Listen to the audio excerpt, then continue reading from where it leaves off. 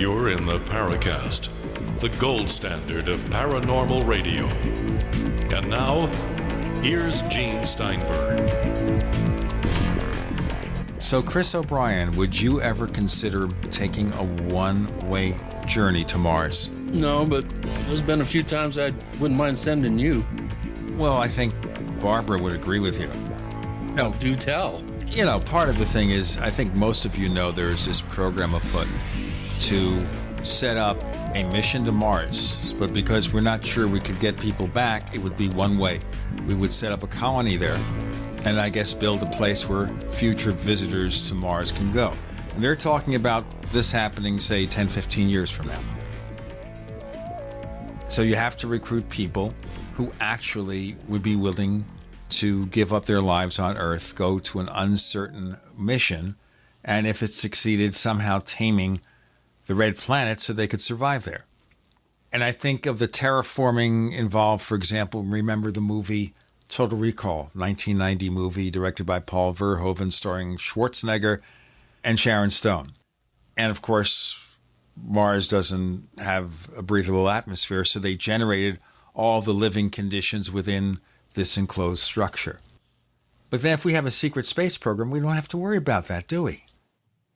Yeah, we'll just send Matt Damon, one of the 1%ers. We'll send him as the mission leader. I thought of this because on the Howard Stern show, they interviewed one of the candidates who's an emergency room doctor. And she supposedly is one of the finalists, the 100 finalists to go on this mission. Then again, we're making some progress in space program. For example, SpaceX, the Elon Musk company. He's the guy who also came from PayPal, and he has the Tesla car company. They sent a spaceship, and it landed vertically back on Earth, just like you saw in the 1950s sci-fi movies. They actually found a way to make that work successfully. So we're making progress, unfortunately, not like we really want. In any case, last week I kind of expected that our discussion about how to talk to aliens would be very controversial. It looks to me like a lot of people accepted Nancy Dutertra's measured approach to the subject. It's not high on my radar. I think if ET is advanced enough to get here, respects us enough to communicate with us, they'd figure out how. We wouldn't have to figure it out. We wouldn't have to exchange hand signals. We wouldn't have to try to train it to talk like they did in the movie E.T. I don't think that's remotely necessary. Have those, universal translators, right? Yeah, why not? Why not have a new universal translator? I mean, if you're capable of doing this on a website right now, even translating what you say into Klingon and back again, I would think that a race that's hundreds or thousands of years ahead of us, they'd have a universal translator. Or, many abductees have reported it's all telepathic and it's like effortless. There is no, sort of mechanical send and receive process. It just magically happens, I would think so. I would think we're capable of doing that maybe in a few years, having that kind of translation technology.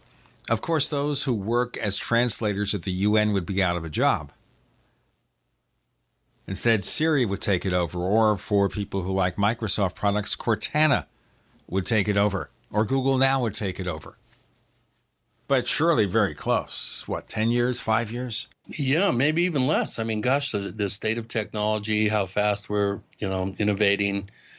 And, they just, for instance, 3D printing is just an amazing science. I mean, there's bridges that are being built by automatic 3D printers. And I think MIT just announced that they can now integrate 10 different materials into a 3D printing software designer and program, and they can actually 3D print with 10 different materials now. So, I mean, the sky's the limit. I mean, at the state of technology and the, the just breathtaking and dazzling speed that it's progressing and moving forward, we could be looking at just jaw-dropping innovations and technological breakthroughs and leaps forward in the next 5-10 years that could be way beyond what you're describing. Well, 3D printing is fascinating. I interviewed somebody who was a communication specialist for one of the 3D printing companies. And I tried to arrange to get one in here for testing. But right now it's fairly simple. But I can't think it wouldn't be time soon to use that for building spare parts for something. You just need the plans. You need a computer program that contains the plans. And say you needed a part for your car. And you go to your 3D printer and you punch up a few numbers or whatever, choose a particular part. And within a couple of minutes, it generates the part for your car. You wouldn't have to wait for it to arrive. Oh, wait a minute, the part didn't arrive, it doesn't fit, it doesn't work. Or a lot of consumer products that are made up of just tiny chips. Supposedly, you could fabricate a chip. Wouldn't that be correct? Yeah, I suppose, in theory. Well, for example, you want to buy a brand new iPhone, the iPhone 12. All right, so the iPhone 12 is out from Apple.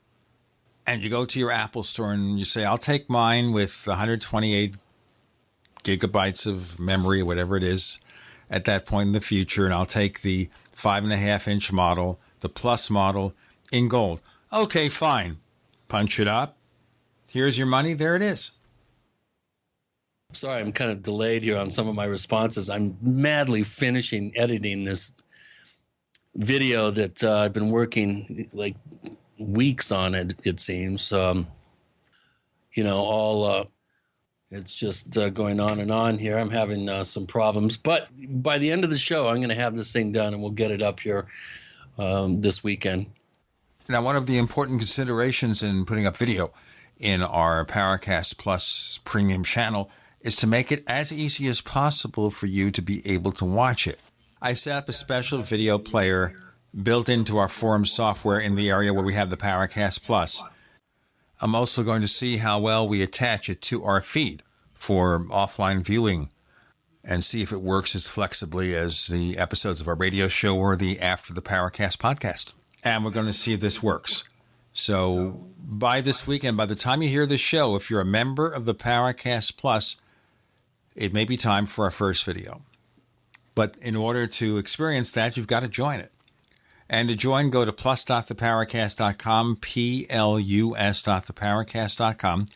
Simple sign-up instructions there. It mostly involves joining the forums and upgrading your membership. And there are 4 options. There's month-to-month, annual, 5-year, or lifetime. And right now you get this show ad-free, 41 minutes of ads taken out. You get the After the Paracast wrap-up show, exclusive to the Paracast Plus. We have 3 show transcripts on there, by the way.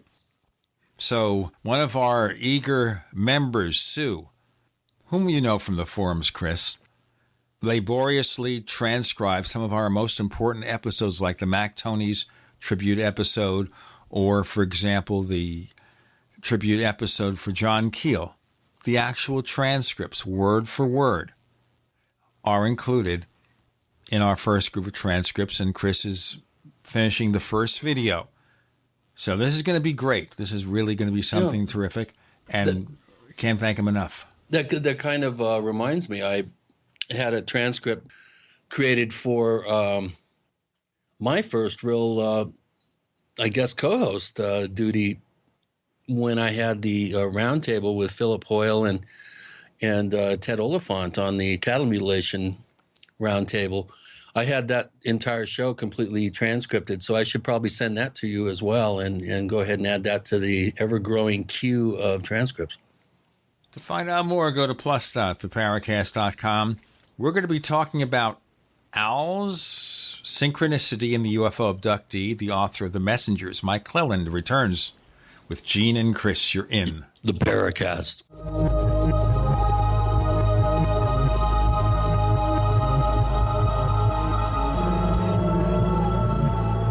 Let's take a moment to mention Alternate Perceptions magazine.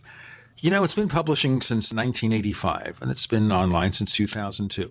Each month, apmagazine.info brings new articles, interviews, and commentary on the worlds of mysteries, including UFOs, archaeological anomalies, ghost hunting, and news. It's edited by Brent Rains and Dr. Greg Little. And many of the top writers, such as Brad Steiger, are frequent contributors. That's apmagazine.info. So here's what happened. I was placing an order online. The site went down. It took hours before it returned, but I'd already placed the order with another company. If your site goes down, you could lose business. And if you have a business or personal site, you'll want to know it's easy to run and it will stay online. At iWeb, your site is hosted on one of the most reliable networks in the world. Talk to a sales rep at iWeb.com. Use the promo code TechNightOwl for a special discount. Hi, Peter Vaccaro for ParanormalDate.com. Are you looking for love in all the wrong places? Now you have a chance to change that by signing up for free at ParanormalDate.com. This incredible dating site puts people of like minds together. People who are interested in the strange, the unusual, mysteries, ghosts, UFOs, and the afterlife, and so much more. ParanormalDate.com was developed for you, people seeking a viable alternative to the other dating services. You can join for free by going to ParanormalDate.com, and if you decide you like it and want to connect with people, use the code GEORGE for a substantial discount. Mark Rawlings, president of ParanormalDate.com, says so many people hunger to share their experiences about the paranormal, the unexplainable, or the afterlife, and so much more, and this is the source for them to meet and share that common interest. So sign up for free at ParanormalDate.com, ParanormalDate.com, and use the code GEORGE if you decide to connect with someone you like. Hey, Berkey Guy here. Are you still drinking unfiltered tap water? Does your water contain chlorine or fluoride? Will you have drinkable water in an emergency? The Berkey Guy is here to help you remove these and other potential contaminants from your water, thus helping you drink clean, purified water. We offer Berkey water purification systems at the lowest available prices online. Don't go another moment without Berkey system. Over the last 10 years, we've helped thousands drink clean, purified water. Join them by visiting goberkey.com or call me, the Berkey Guy, at 877-886-3653. That's 877-886-3653. Are you worried about your mom or dad living alone in their house? Hi, I'm Joan London. Listen, I know how difficult it is to find senior care for someone you love. That's why I recommend a free service called A Place for Mom. They are the nation's largest senior living referral service. Call A Place for Mom today. To receive free information on senior living communities in your area, call A Place for Mom at 1-800-704-6182. A Place for Mom offers free one-on-one advice from local advisors and a personalized list of senior living communities you can visit. If you have questions about senior care for your mom or dad, there's a place for answers, A Place for Mom. Call A Place for Mom in the next 10 minutes to get your free ebook on financing senior care as well as free information on senior living communities in your area. Call 1-800-704-6182. That's 1-800-704-6182. Hi, I'm Rick Ossick with Famous Footwear. Did you know that premature birth is the #1 killer of babies? That's why we support the March of Dimes in the fight against premature birth. Join us in supporting cutting-edge research, treatment programs, and outreach to help moms have full-term pregnancies and healthy babies. Learn how you can help save babies' lives at marchofdimes.org.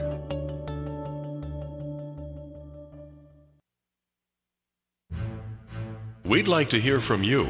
If you have a comment or question about the Paracast, send it to news@theparacast.com. That's news@theparacast.com.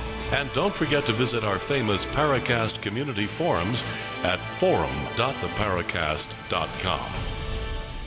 We're joined by someone who made several really fascinating appearances on the Paracast a few years back, Mike Clelland, and he's back now to talk about his new book for Richard Dolan Press. It's called The Messengers, Owls, Synchronicity, and the UFO Abductee. Now, as I was thinking of that title, I go back to the origins of my tech blog, The Tech Night Owl, and of course we have a radio show called The Tech Night Owl Live.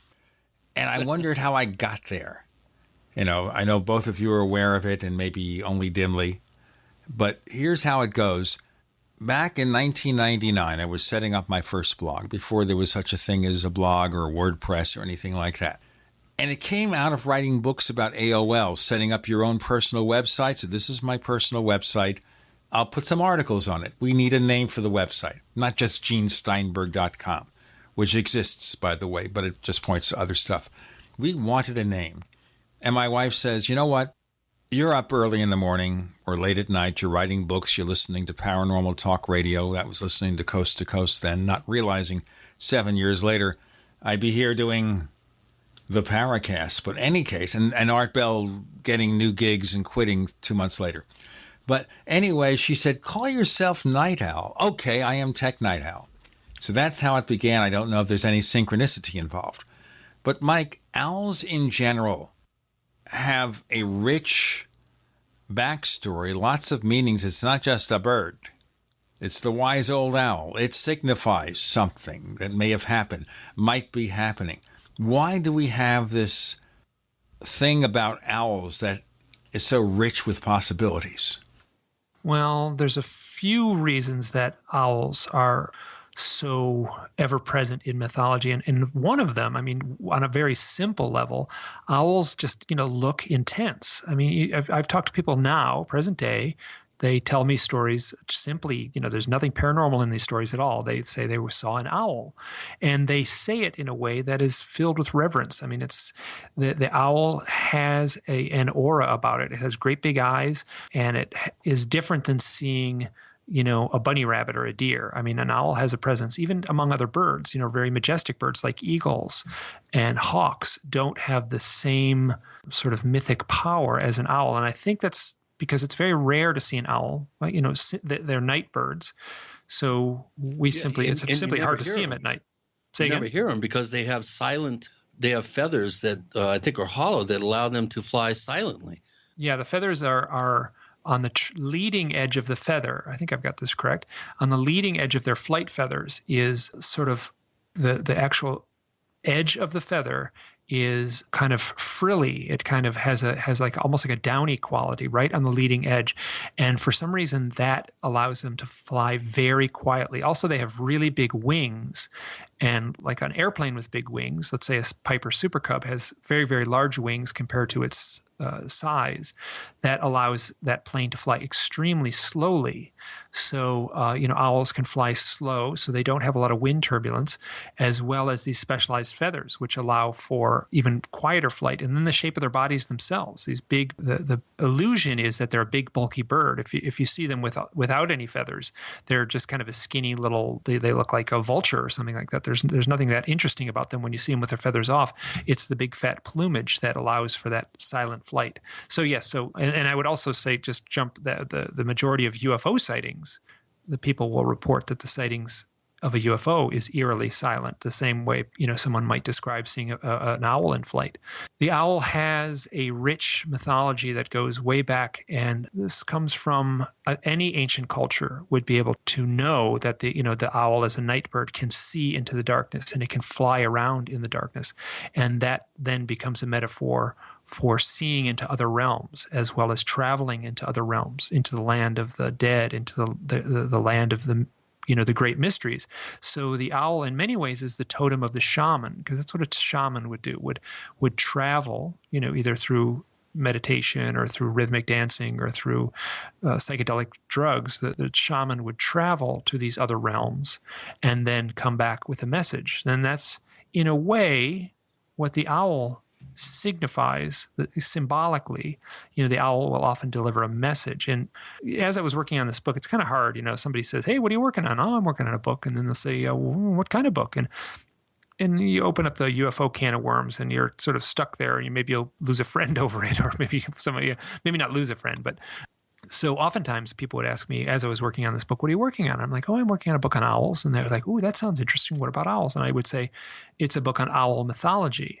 And that feels correct. That's not lying, but it was definitely the focus of the book is on the UFO stuff. But I would say owl mythology, because my premise in the book, in a way, is that the owls are still displaying their ancient mythology.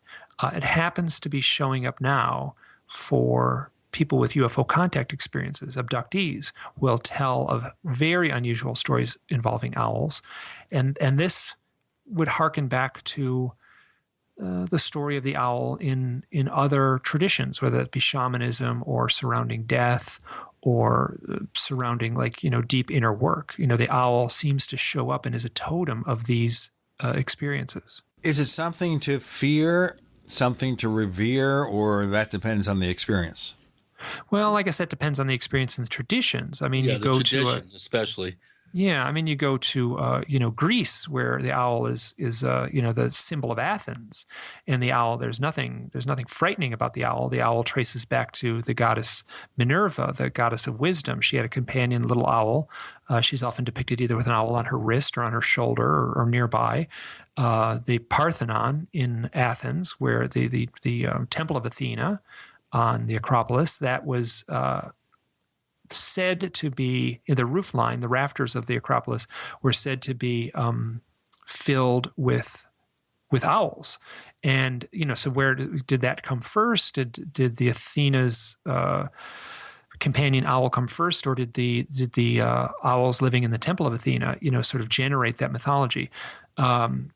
So you go to like an Indian reservation in North Dakota, you might hear some very, very frightening and ominous mythology about owls, opposite of talking to a academic mythologist in Athens. From what I have found, I've actually found very few accounts that point to something ominous. I have some, and I know some people have had some experiences where an owl will show up and then their luck will change and things will get really bad, or a death will occur. I've found it almost, those stories are out there, but those seem outnumbered by, and I'm not going to say it's a positive thing or an optimistic thing. It's more that the owl represents, in a way, the deeper challenges in a life or a long life's path. You're confronted with profound challenges, and that would be almost the experience that people. The UFO contact experience could be seen as a profound life-altering challenge, and then the owl appears as a totem in a way. This may not be a life-altering message, but we've got to present it. We've got Mike Clelland with Gene and Chris. You're in the Paracast.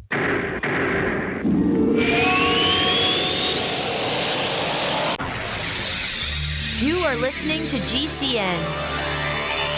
Visit GCNlive.com today. Paid non-attorney spokesperson Adam Pulaski of the Pulaski Law Firm with principal office in Houston, Texas is the attorney responsible for the content of this ad. This ad is not legal advice, and the choice of a lawyer should not be based solely upon advertisement. Services may not be available in all states. Attention Xarelto users. If you or a loved one took Xarelto and suffered a serious bleeding event, you may be entitled to financial compensation. Xarelto is a popular prescription blood thinner used to prevent blood clots and protect patients from strokes. These serious bleeding events have led to numerous cases of hospitalization and even death. Phone lines are open 24/7. Call 800-261-0937. That's 800-261-0937. So you've got to take a state construction license exam or certification. Can't decide on what books or what chapters to study? Discover right now how you can eliminate unnecessary books and wasted study time. At contractorexam.com, our study materials zero in on state-required test topics in an effective, multiple-choice format. So whether you're a plumber, electrician, general contractor, or other construction-related trade, contractorexam.com will help get you prepared. Visit us at www.contractorexam.com today. Don't complain about your cable bill going up and up and up. Do something about it. Grab a pencil and jot down this special number, 1-855-905-MY-TV. The more cable TV rates go up, the better digital satellite TV looks. Say goodbye to the cable guy and get more of your favorite channels in 100% digital quality for less money. Call 1-855-905-MY-TV. Sign up for packages starting as low as $19.99, and there's no equipment to buy. You get free HD TV upgrade, a free DVR upgrade, and free professional installation. You control what you watch when you watch it. Record your favorite shows, pause and rewind live TV, even skip the commercials. Watch local channels too. At just $19.99, what are you waiting for? Pull out your major credit or debit card. Call 1-855-905-MY-TV. 1-855-905-MY-TV. Say goodbye to the cable guy. Cut costs and get more. 1-855-905-MY-TV. 1-855-905-MY-TV. Are your Google search results killing you? Unflattering content in blogs, news articles, online reviews, social media, or other sources can jeopardize your reputation, your business, and your livelihood. Let Reputation.com help. Our patented technology will make the truth about you more visible while pushing down unwanted negative content. Improve your Google search results. Call Reputation.com at 1-800-831-0771 for a free consultation. That's 800-831-0771. This is a healthcare alert from the Pain Relief Hotline. If you, a family member, or a loved one suffers from knee, back, shoulder, or ankle pain and have Medicare as your primary insurance, we've got great news. You don't have to suffer any longer. You can immediately qualify for a pain-relieving brace at little or no cost to you by calling our 24/7 Pain Relief Hotline at 866-389-0620. Delivery is free and all paperwork is handled for you. If you are on Medicare and have knee, back, shoulder, or ankle pain, don't wait. You can qualify to immediately receive a pain-relieving brace at little or no cost by calling our 24/7 Pain Hotline now at 866-389-0620. Our representatives are standing by 24/7 to take your call and rush you your pain-relieving brace at little or no cost to you. Shipping is free and all paperwork is handled for you. Just call 866-389-0620. That's 866-389-0620. Again, 866-389-0620. Just recently, we've witnessed some of the most catastrophic disasters in history. Be sure to prepare yourself with great-tasting, high-quality, GMO-free food that has a 25-year shelf life. Of course, we're talking about the foods from SurvivalFoodAlliance.com. And don't forget, the human body needs up to 3 quarts of water every day to remain healthy and hydrated. So check out our water bricks at SurvivalFoodAlliance.com. Go to SurvivalFoodAlliance.com or call 877-223-1776.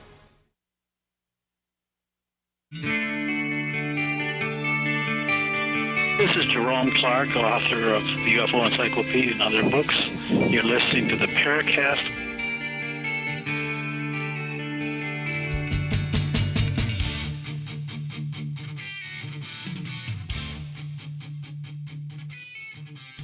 Okay, I am the Night Owl. He's Mike Clelland. And we got Chris O'Brien. The book is called The Messengers.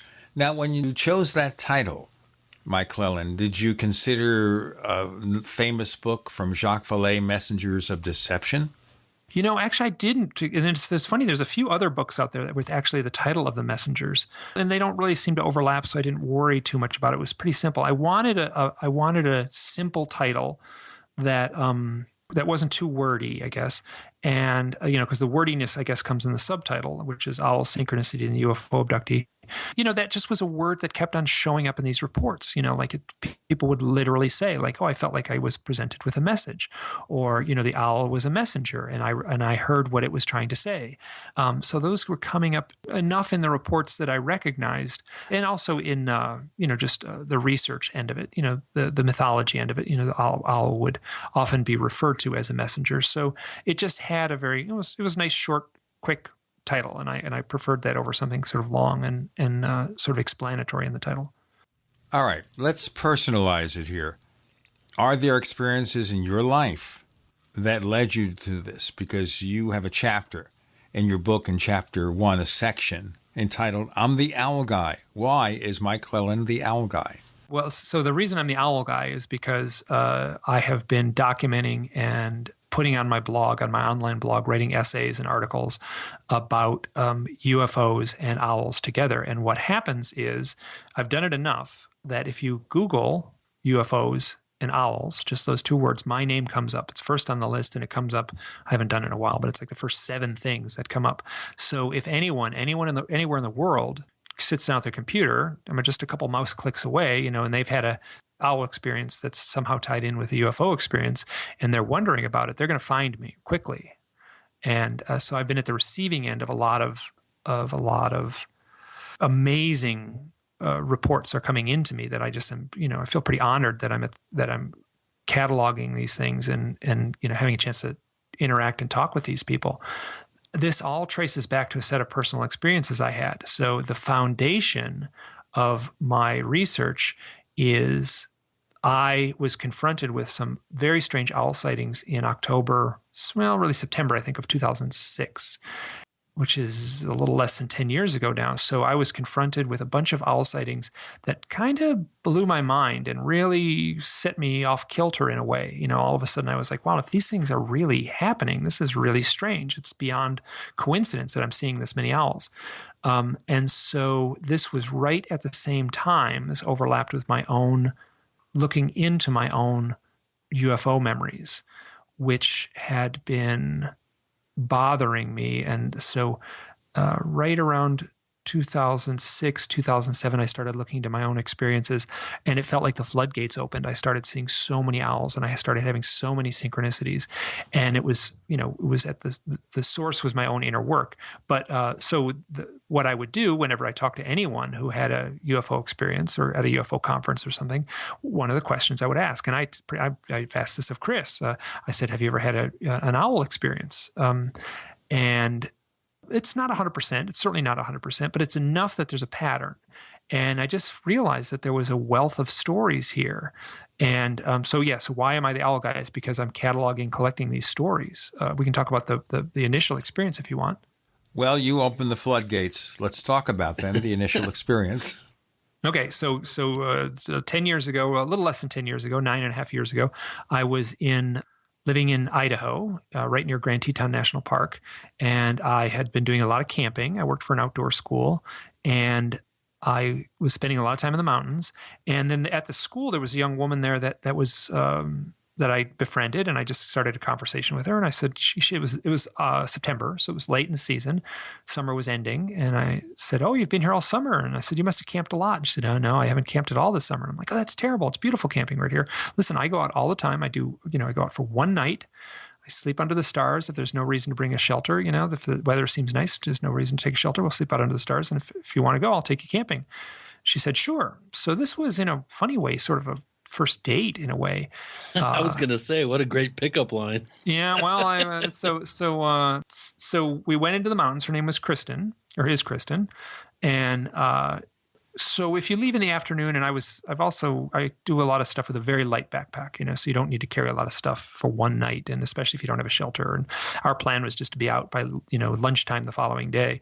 So we left, in the evening, late afternoon, early evening, and in a couple of hours, you can get pretty far into the mountains. So we arrived at this beautiful spot, and clear, calm night, and the sun was setting, and I think, if I remember correctly, a full moon was rising, and she and I were sitting on a rock, and I was cooking with a little camp stove, something I feel very comfortable doing. And we were having this conversation. There came a point in the conversation where I was just kind of struck. I was like, this woman is really remarkable. There's something about her that left me kind of impressed. So right at that moment, an owl flew over us, and then a second owl, and then a third owl. And for about the next hour, maybe over an hour, as the sun was setting, these owls would fly around on branches, and land on branches nearby. They would fly right over us. They would swoop down right above us. They would land on the ground very close to us. And when it came time to lie down to go to sleep, it was a lovely, calm night, and we just laid our sleeping bags out under the stars. And there would be a second, just a momentary, the stars would be blotted out for just 1 second. And it was from the owls. It was totally silent, and they were swooping down low in front of our faces. So for 1 second, half a second, poof, the stars would get blotted out, and it was just a magical experience. So after that, we both thought, wow, the owl thing was really cool, and then I said, "Listen, if I go out camping again, I'll give you a call." And she said, "Great." So 4 days later, I called her up and said, "Let's do the same thing. Let's go to a different spot, and we'll go out camping." And so the next time we went out, it was a completely different spot, and it was a little colder that night, and we had a shelter with us. So I said, "Hey, before we climb into the tent, let's go climb that hillside and watch the sunset, because we'll warm up, right? It's chilly now. If we stand here and climb into the tent, we'll just be cold. And so let's do some exercise, get up to the top of that hill, watch the sunset, and we can come back and be warm." She said, "Great." So we walk up just as the sun is setting, just as we arrive at the top of this hill. It was a beautiful, amazing view of the mountains. An owl lands on a tree branch. Another one flies above us, and then a third one sort of lands on the ground near us. And for the 45 minutes or so, these 3 owls fly around us. And I'm convinced, there's no way to know this, they're convinced they were the same 3 owls, completely different spot in the range, not that far apart, maybe 3 miles apart. But so after that, to have it happen once was pretty cool. To have it happen twice within 4 days kind of freaked me out, and it started me on this quest of, looking into owls and their mythology and what does it mean, what's the symbolism. I just felt like it felt so heavy and prescient with meaning, with deep meaning, and it kind of wigged me out. So I when I started my blog in 2009, I wrote an essay, and one of the first blog posts is about this event, exactly the story I just told. And I had it written up as a diary entry, which is nice, makes for a nice blog post. But after I posted it, I was like, I need to get a hold of Kristen. She had long since moved out of the valley, and we still kept in touch over email. I said, I got to get a hold of her and ask her why or what was going on that first night when she saw the owls, because I wrote it right in the essay that, she was talking about something. So I got a hold of her and I asked her, Kristen, what were you talking about right at the moment the first owls showed up on that first night camping? And she said, oh, I remember exactly what I was talking about. I was giving my most heartfelt definition of what God meant to me. And that took an already powerful story, and for me, it just pushed it into the realm of transcendent. It really flipped me out. And here's one more detail. I'll tell you what, let's hold that detail for a second. Sure. Mike Clelland joins us. The book is The Messengers. With Gene and Chris, you're in. Woohoo! The Paracast.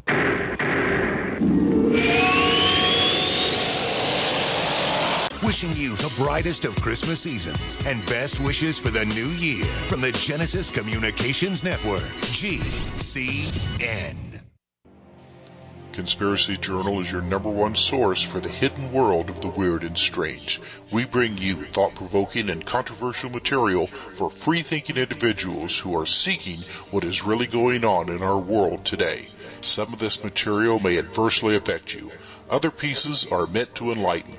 Either way, be prepared to be intrigued by such things as the reality of UFOs, ghosts, strange creatures from time and space, hidden conspiracies, time travel, Nikola Tesla, suppressed technology, and a whole lot more. You can find out more by visiting our website at conspiracyjournal.com. There you can sign up for our free weekly newsletter sent directly to your email address. Find out what they don't want you to know.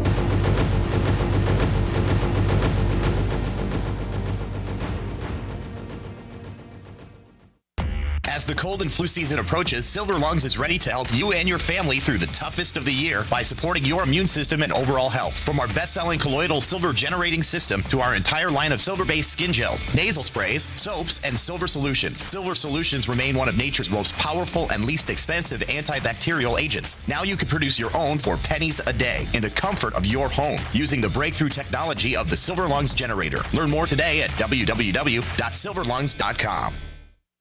This is Dan Pilla. Do you owe the IRS money you can't pay? Are tax debts crippling you? I've defended people from the IRS for over 30 years. I've helped thousands, and I can help you too. I wrote the book on IRS settlement, and I'm telling you, there's no such thing as a hopeless case. Call 800-34-NO-TAX to finally get free of IRS debt. With the IRS's new programs, there's never been a better time to solve your problem. Call 800-34-NO-TAX. That's 800-34-NO-TAX, or my website, danpilla.com. Owe $10,000 or more to the IRS? Get on board with the Tax Admiral. Don't pick on the IRS alone. I'll cut penalties and reduce your overall tax bill. Sometimes I can even get it zeroed out completely. We're an A-rated company helping people clean up their mess with the IRS. If you owe $10,000 or more, then call the Tax Admiral. Call 800-287-7180. Again, that's 800-287-7180. 800-287-7180. As your body ages, there's a 10% decline in your ability to repair each passing decade after the age 28. By age 40, your ability to repair from demanding manual labor, exercise, or a stressful desk job has declined by 12%. By using One World Whey, you supercharge your body's ability to repair and eliminate inflammation. Our unique frequency-encoded whey protein, coupled with our high-quality whey, improves your cell's ability to make protein, which is to say, repair itself. My name is Jonathan Wright, and I'm 40 years old. I recently went from a desk job to a manual labor job. Normally, I'm worn out. With energy-enhanced One World Whey, I now recover so quickly that I can perform very hard work all day long. I use energy-enhanced One World Whey for breakfast and lunch, and I experience less hunger throughout the day. I have a 30% increase in energy, and I just feel better. I plan to make energy-enhanced One World Whey a permanent part of my lifestyle. Call 888-988-3325 or visit oneworldwhey.com. That's oneworld.com. We use mobile devices right against our bodies every day, but growing scientific evidence has emerged showing serious health risks associated with exposure to EMF radiation emitted from these devices. The solution is Defender Shield, the most effective mobile radiation shielding ever developed. Defender Shield blocks virtually 100% of EMF radiation from cell phones, tablets, and laptops, and starts at just $64.99. Buy now at DefenderShield.com. For 10% off, use promo code GCN. DefenderShield.com, the worldwide leader in mobile radiation shielding.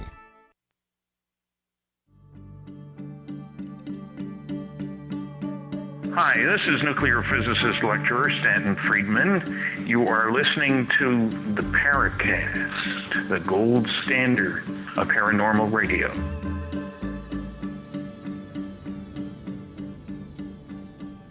Okay, so the owls have taken over Chris's home. He's no longer there. We have those birds with the big eyes. And they filled his place. Mike Clelland, the Messengers, is telling us more about this early, multifaceted encounter. Mike? So the account I just shared took place in 2006, in the autumn of 2006. I was, at that point, I was very interested in the UFO subject. And I had a few experiences of my own that were kind of telling in their own way. And actually, we talked about those experiences when I was on the Paracast. This is going back in 2009.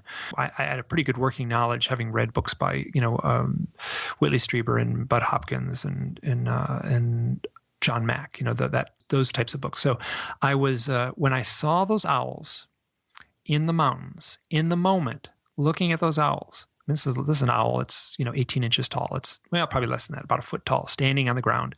I knew there was a voice in my head. I mean, there was a very clear knowing in my head that said this has something to do with the UFOs.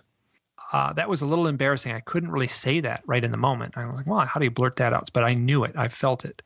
Looking at those owls, real owls, I was saying to myself, this has something to do with UFOs, and I didn't know why. So that was part of my own research too. That later, so there within the UFO abduction lore, there are accounts of people who see great big owls. Right, they'll be driving down the road at night. They'll see a 4-foot tall owl in the road in front of them. And then they'll have, some missing time, and all of a sudden they'll get home and they'll realize, oh, this is something odd. I should have been home at midnight. Instead, it's 2 a.m. So I knew those screen memory stories. And when I was looking at these owls, I'm like, no, these are real owls. But I still was kind of freaked out. So there was, even though it was only in my mind, I had a knowing of the UFO thing. So those experiences in the autumn of 2006 became the foundation for my own, I guess, inner journey. And that then became an online essay that I wrote a couple of years ago that was posted online, which then became this great big thick book that you both have. Okay, so we're talking here at the beginning of something that is related to UFO-related encounters. We are talking about something that is somehow tied into UFO encounters, and it's a little murky. It took me it takes a lot of ink. It took me 400 pages nearly to make my point, but I'm at this point thoroughly convinced that there's a connection.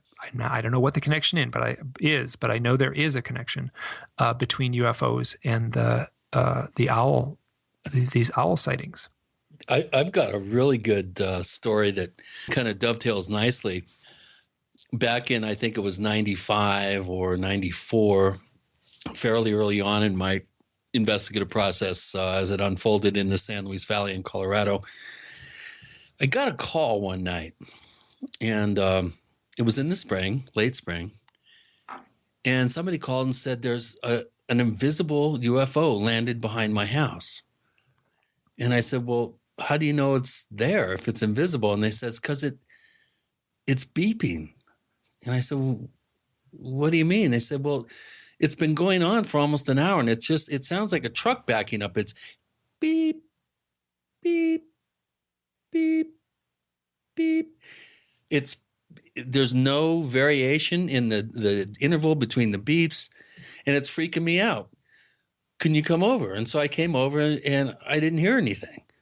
And I thought, well, this person maybe has been partying too much or has some sort of, I don't know, issues or whatever, even though I knew them pretty well.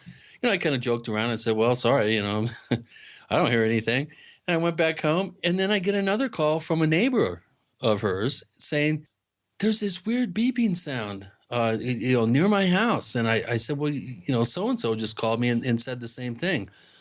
And so by this time it was getting late, and I didn't want to go out and, have nothing be there again. So the following night, I got a call again from somebody else in a different location claiming that there was this weird beeping sound. And everybody was convinced it was a UFO. I mean, that was the automatic assumption, which I found very curious. And this person was fairly close to my house. And so I ran outside, ran up on the porch, and climbed up on the roof and listened very carefully. And I heard a faint beeping sound. And I thought, what the heck is that?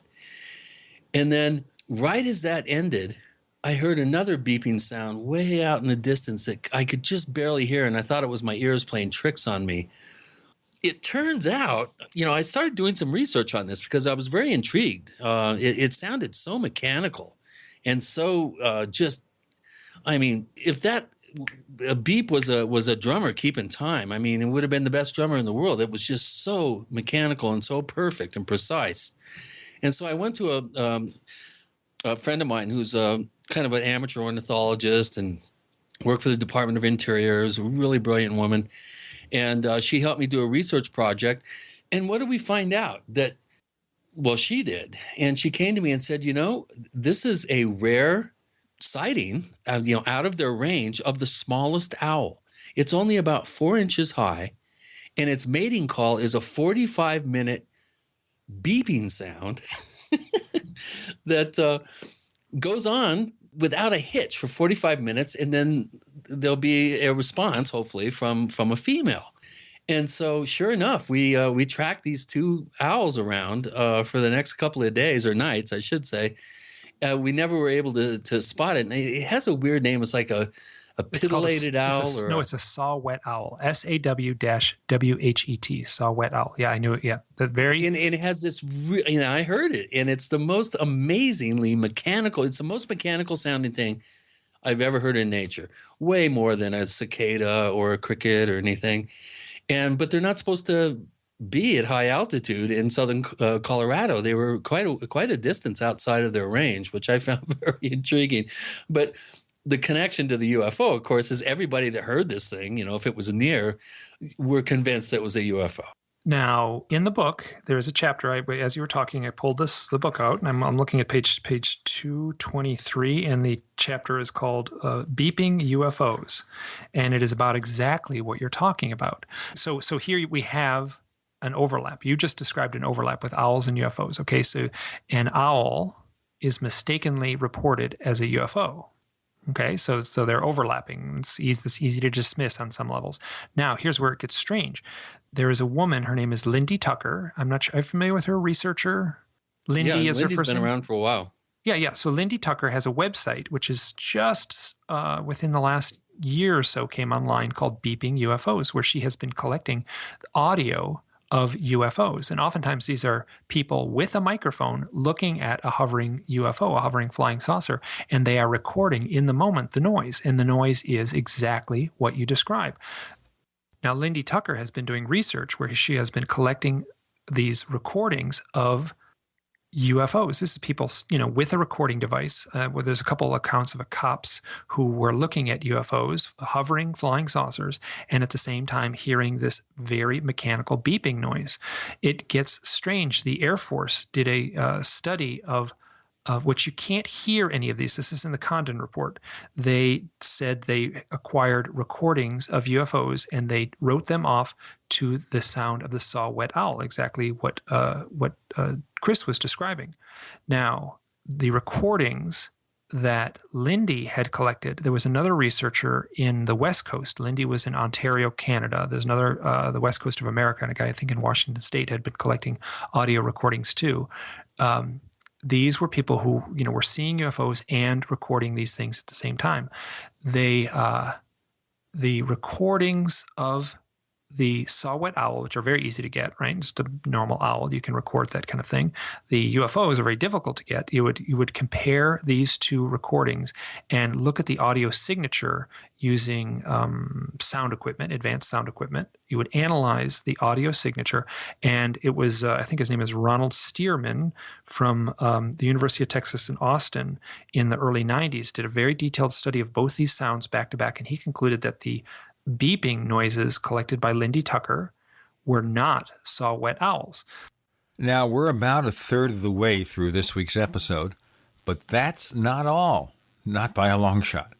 Now, after the Paracast ends, we'll have more to come with After the Paracast, our wrap-up radio show. If you want to hear it, you have to be a member of the Paracast Plus, our premium service, which also includes the ad-free version of this show. We're starting to add show transcripts. The videos are coming. Lots coming. To learn more about the Paracast Plus, go to plus.theparacast.com, plus.theparacast.com. So let's continue our discussion with Mike Clelland.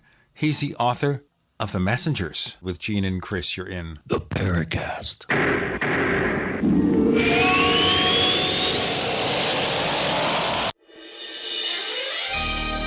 Thank you for listening to GCN. Be sure to visit GCNlive.com today. Attack of the Rockoids has been well received by critics and readers alike. It's a thrill-a-minute story you'll never forget. A former U.S. military intelligence officer is haunted by intense dreams about a beautiful woman pleading for his help after a terrible battle in outer space. But the dreams turn out to be true and thrust him into a telepathic love affair with a woman whose faraway planet is intent on destroying the Earth. And now the gripping tale continues in The Coming of the Protectors. It's the second book of the Rockoids trilogy, a galaxy-spanning adventure that pits our hapless heroes against powerful, fanatical enemies that threaten the lives of freedom-loving beings everywhere. Attack of the Rockoids and The Coming of the Protectors. Classic science fiction at its best, available now. For more details, visit rockoids.com. That's ROCKOIDS.com. For over 5 years, you've been hearing about the Berkey guy, so you may know a few things about him. For example, you are well aware of the superior quality and effectiveness of Berkey water filters and accessories. But did you know the Berkeys have had independent lab tests done to prove just how effective they are? It's true, and he can email you the test results. Just visit goberkey.com. You may also know that the Berkey guy has helped tens of thousands of people get better prepared. Now here's something you may not know. GoBerkey.com has amazing specials and deals all the time on a wide variety of survival and preparedness products. Most ready to ship same day. Visit the Berkey Guy at GoBerkey.com and be sure to click the red Products on Sale Now button. You can always call toll-free 877-886-3653. Again, that's 877-886-3653. GoBerkey.com, home of the Berkey Guy.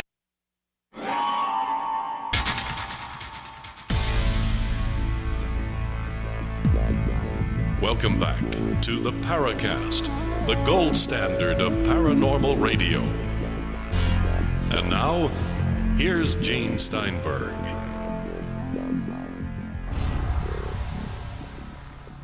Mike Clelland is author of The Messengers, and he's putting together here the background of his UFO-related experiences. Go ahead, please.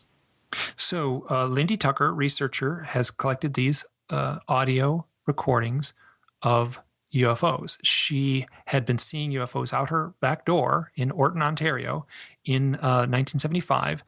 And they had been making this strange beeping noise. So she got there was a friend with her, also named Chris, by the way, and they went out and recorded at night. The UFOs appeared. They started making this noise, this beeping noise. She recorded it very loud, exactly what Chris describes, very mechanical, very steady. This was then analyzed, as I said just before the break, and was determined by Professor Ronald Stearman at the University of Texas in Austin that they were not the same that what she had recorded was not the same as a saw wet owl. Sounded very similar, but when analyzed, the audio signature was slightly different. Now, what gets very weird here, in that initial recording, Lindy Tucker, her first recording from 1975, you can hear it, and she plays it on her website. This is well worth anyone. You just Google beeping UFOs. A website will come up. These recordings are all there, including recordings of saw wet owls to compare. All the data is there from the University of Austin study that was done in the early 90s. Now, when you listen to that first initial recording that Lindy made, there's crickets in the background, a little wind rustling in there, and there is also the unmistakable hooting of a great horned owl. So here we have an overlap of a great horned owl and a beeping. And I've spoken at length with Lindy, and I trust that she's not, pulling my leg, and a UFO that is making a beeping noise, very similar to an owl, but there's an overlap with the hooting of a great horned owl. And in this research, I would love to get a photograph, right? Somebody takes a photograph and they're looking up, and there's maybe a telephone wire with an owl on the telephone wire, and in the background is a hovering UFO. I would love to get that photograph. That does, as far as I know, it doesn't exist, but I do have, this audio recording exists where this beeping sound is overlapping with the great horned owl, which has the low baritone hooting that we associate with haunted house movies. Now, one more thing happened. So Lindy wrote up her research, and it was published, I think, in 92. Oh, let me just look. I'm going to turn the page here. 94, excuse me. She published an article in 1994 in the MUFON Journal, and the title of the article is Tracing Sound to UFO Encounters. And it's an excellent article. It's easily Googled. It's on her website, Beeping UFOs. But what she doesn't talk about on the website, and what I, in my personal conversations with her, this 94 is back in ancient history, when if you wanted to send something to an organization like MUFON to put in a journal, you had to put a piece of paper, a stack of papers, in an envelope, and then mail them so that they would, so they would receive the report.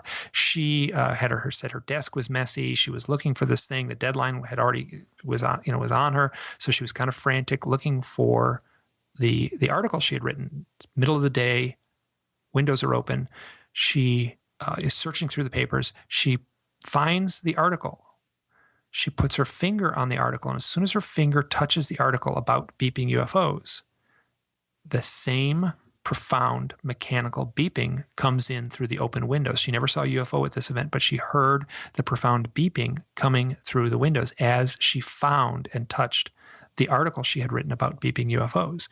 And this is the kind of story that I've been trying to document in this book. These stories that have kind of, multiple overlapping threads, and you pull on any one of these threads and it just traces back to, I guess, almost even more weirdness. And in a way, these are the kind of stories I like. So it's been a delight for me to do this research, because it's been just engrossing and fascinating for me.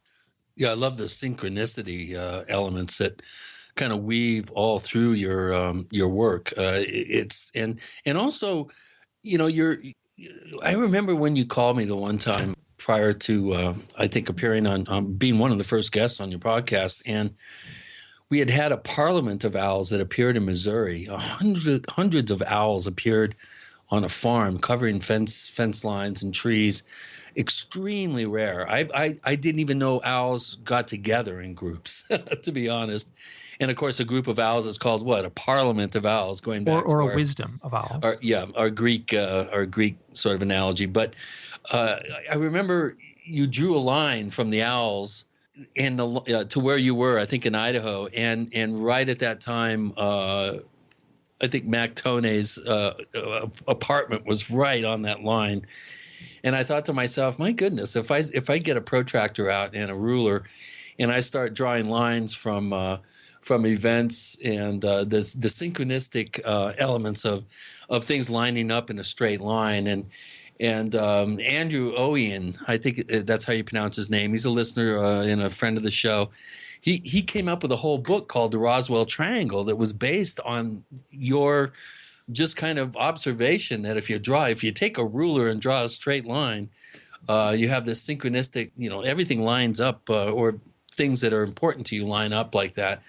Have you done more work along these lines? I see a few mentions of this, but do you think people should be doing this? Should be, going out and actively seeking for synchronicities and for correlations, and what sort of advice would you give people, just generally in this regard? Well, so let me first, the thing about the map and the line in Mac Toney's apartment, it didn't run right through Mac Toney's apartment. It got very close, though. And it certainly, that story, that story is almost like a descent into my own form of madness in a way, where so many things were lining up on that, on a series of lines. And, including my cabin, and it actually eventually made a great big triangle shape. And I had all these powerful events that had happened to me that were lining up on these things. And these lines were these were like 800-mile long lines. That's all archived on the blog in a series of blog posts that are all noted as the map, or triangle on the map. Now, as far as advice I would give, I think Nick Redford talks about this, and he says, he knows he's on to something in a case, in a report. He's researching paranormal stuff, UFOs and things. He knows he's on to things when synchronicities start appearing in his life at the time he's doing the research. He knows the research in a way is valid because of the synchronicities. And I've sort of come to that same conclusion. I almost at the point now, if I don't get synchronicities, I'm a little worried that I'm a little, I've strayed. But as far as advice, so you can go crazy if you try to, don't start your own religion just because he had a synchronicity. Let me put it that way.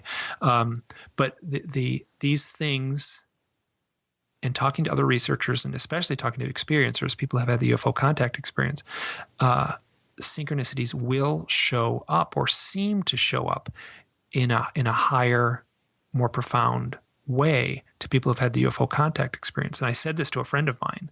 Kind of was on my high horse, and I said, people who have UFO contact experiences, they have more synchronicities than the rest of the people. And she kind of rolled her eyes and said, anyone on a spiritual path will have more synchronicities, which I think is true.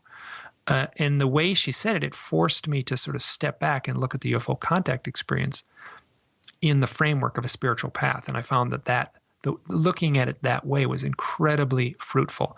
So if you're a nuts and bolts researcher wanting to go out and just measure the burn marks in the yard, and then call the control tower at the nearest airport after a UFO sighting, my sense is you might not be getting as many synchronicities as someone who then sits with the witness and listens to their experiences, as well as asks the questions: how has your spirituality changed? How's your thoughts on religion changed since your sighting?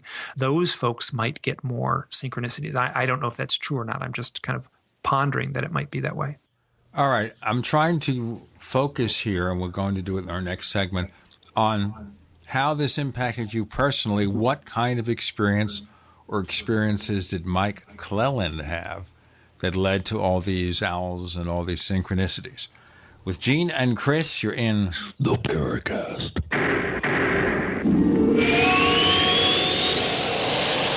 Do you need a website? Well, you can get a great deal on hosting services with Namecheap's legendary coupon code. They're offering substantial hosting discounts on shared hosting, business hosting, VPS hosting, reseller hosting, and even dedicated servers. Namecheap is preferred by millions. It's backed by a money-back guarantee. Use the coupon code LEGENDARY to cash in on the special deal at Namecheap.com, Namecheap.com. First came Attack of the Rockoids, and it was a critically acclaimed success. And now there's The Coming of the Protectors. A former military intelligence man is contacted by a space woman in a dream that turns out to be a nightmare because evil forces on her distant planet are planning to conquer the Earth. This is gripping science fiction of the classic kind. Attack of the Rockoids and The Coming of the Protectors. Find out more at rockoids.com. That's Rockoids, ROCKOIDS.com. Hi, Peter Vaccaro for ParanormalDate.com. Are you looking for love in all the wrong places? Now you have a chance to change that by signing up for free at ParanormalDate.com. This incredible dating site puts people of like minds together. People who are interested in the strange, the unusual, mysteries, ghosts, UFOs, and the afterlife, and so much more. ParanormalDate.com was developed for you, people seeking a viable alternative to the other dating services. You can join for free by going to ParanormalDate.com, and if you decide you like it and want to connect with people, use the code GEORGE for a substantial discount. Mark Rawlings, president of ParanormalDate.com, says so many people hunger to share their experiences about the paranormal, the unexplainable, or the afterlife, and so much more, and this is the source for them to meet and share that common interest. So sign up for free at ParanormalDate.com, ParanormalDate.com, and use the code GEORGE if you decide to connect with someone you like. By now you know that wireless technology like cell phones do in fact pose dangers to the health and privacy of everyone. Blockit Pocket's wide range of products are unmatched in providing the protection you deserve. No scare tactics, just common sense. BlockitPocket.com offers quality American-made options to alleviate and eliminate these invisible dangers. Learn more at BlockitPocket.com or call 888-315-9618. BlockitPocket.com, enhancing health and privacy. Don't complain about your cable bill going up and up and up. Do something about it. Grab a pencil and jot down this special number, 1-855-905-MY-TV. The more cable TV rates go up, the better digital satellite TV looks. Say goodbye to the cable guy and get more of your favorite channels in 100% digital quality for less money. Call 1-855-905-MY-TV. Sign up for packages starting as low as $19.99, and there's no equipment to buy. You get free HD TV upgrade, a free DVR upgrade, and free professional installation. You control what you watch when you watch it. Record your favorite shows, pause and rewind live TV, even skip the commercials. Watch local channels too. At just $19.99, what are you waiting for? Pull out your major credit or debit card. Call 1-855-905-MY-TV. 1-855-905-MY-TV. Say goodbye to the cable guy. Cut costs and get more. 1-855-905-MY-TV. 1-855-905-MY-TV. Owe $10,000 or more to the IRS? Get on board with the Tax Admiral. Don't take on the IRS alone. I'll cut penalties and reduce your overall tax bill. Sometimes I can even get it zeroed out completely. We're an A-rated company helping people clean up their mess with the IRS. If you owe $10,000 or more, then call the Tax Admiral. Call 800-287-7180. Again, that's 800-287-7180. 800-287-7180. We'd like to hear from you. If you have a comment or question about the Paracast, send it to news@theparacast.com. That's news@theparacast.com. And don't forget to visit our famous Paracast community forums at forum.theparacast.com. So let's put that out on the table now. What did you uncover about possible UFO-related encounters for yourself? Well, to tell that correctly might take, the rest of the show because in the book, the last, 30 pages or so is me describing something that I refer to as my confirmation event. And I would be cautious to try to unravel that whole tangled knot of stuff here. What I can say is that I was coming back from a UFO conference, and Chris, you were probably there. We probably talked while I was there. It was the UFO conference in February of 2013. In late February, I was coming back from that conference near Phoenix, the International UFO Congress, and I had been going there, year after year for a number of years. And so on the drive back, I slept on the side of the road which is something I do. Slept under the stars. No need to get a hotel room in a beautiful place where I was driving. I was living at the time in Idaho. So to get from Arizona to Idaho, you got to drive through Utah. So I was driving through a beautiful section of southern Utah.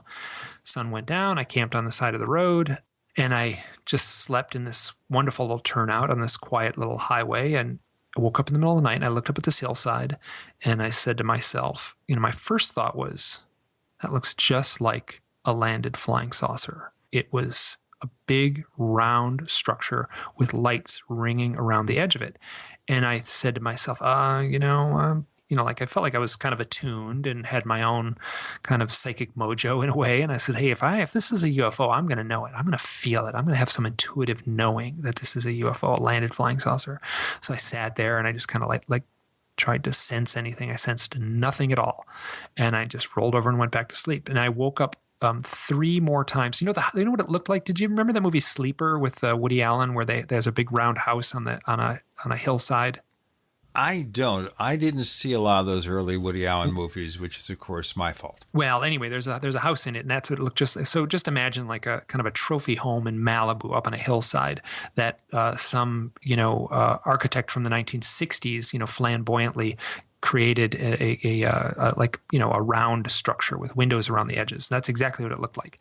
I woke up 3 times that same night. One time I heard a coyote, and I will tell you that this coyote felt like it was, I don't want to say inches from my head, that would be an exaggeration, but a few yards from my head.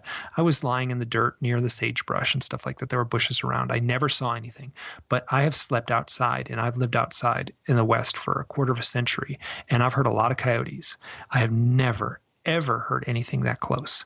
Yapping away, howling away. It wasn't scary at all. I wasn't intimidated by a coyote, but it was so magical. So I'm lying there listening to this coyote, looking at this round structure lit up on the top of this hillside. Now, the hillside was 1.6 miles away. I'm very good with maps.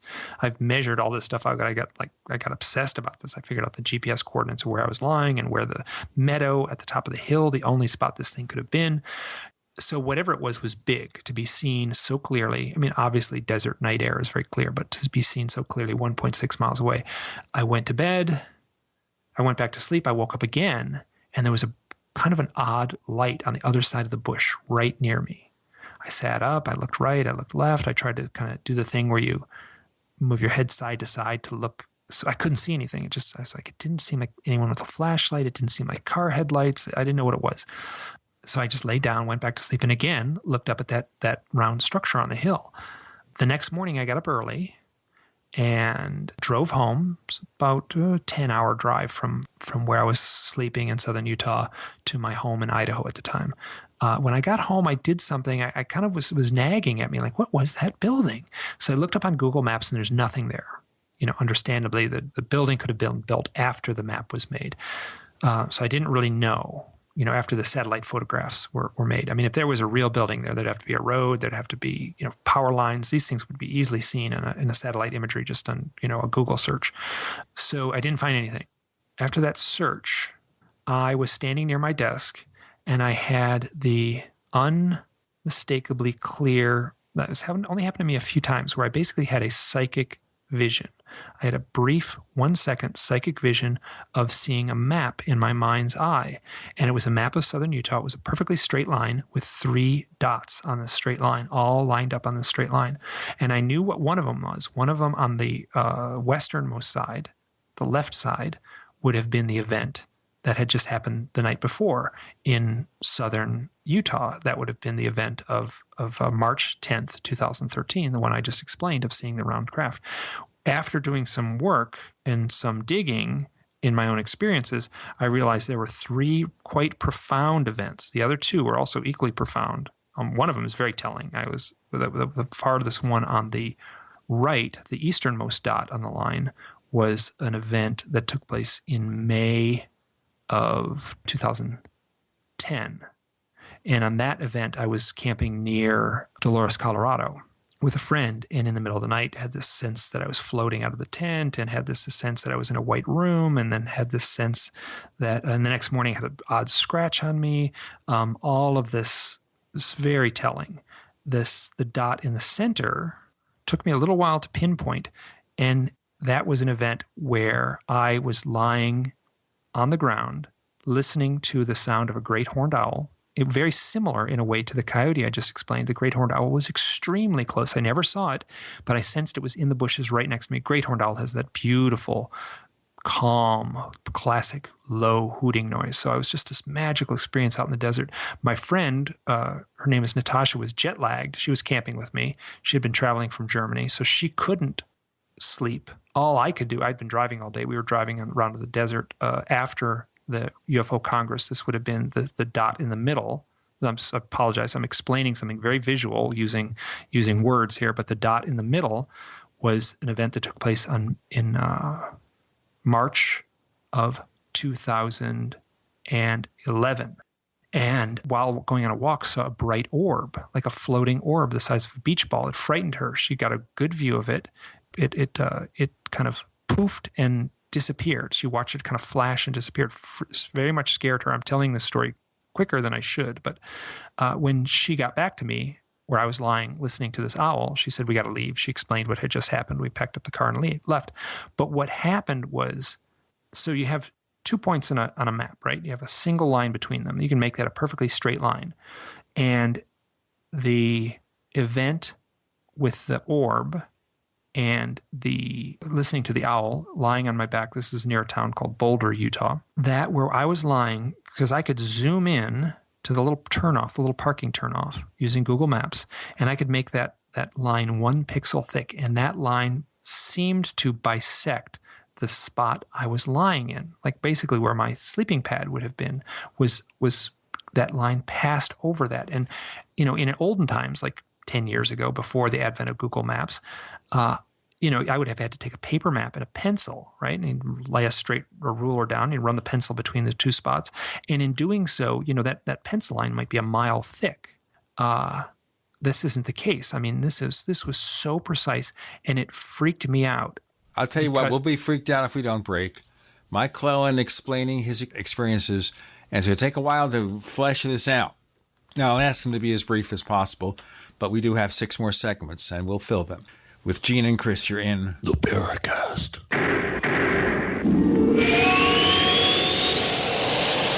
From our family to yours, have a very Merry Christmas.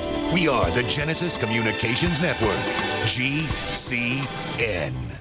My dad was 59 when he collapsed from a heart attack late last year. Just this past August was when we spread his ashes on the St. Croix River. I loved my dad, but boy was he stubborn. He hadn't been to the doctor in over 25 years. His excuse? He simply couldn't afford it. He wasn't a rich man by any means. At less than $107 per month, libertyoncall.org would have been the perfect alternative for my father. Don't wait. Go to libertyoncall.org right now, for not just your sake, but for the sake of your loved ones. Again, that's libertyoncall.org. This is Dan Pilla. Do you owe the IRS money you can't pay? Are tax debts crippling you? I've defended people from the IRS for over 30 years. I've helped thousands, and I can help you too. I wrote the book on IRS settlement, and I'm telling you, there's no such thing as a hopeless case. Call 800-34-NO-TAX to finally get free of IRS debt. With the IRS's new programs, there's never been a better time to solve your problem. Call 800-34-NO-TAX. That's 800-34-NO-TAX, or my website, danpilla.com.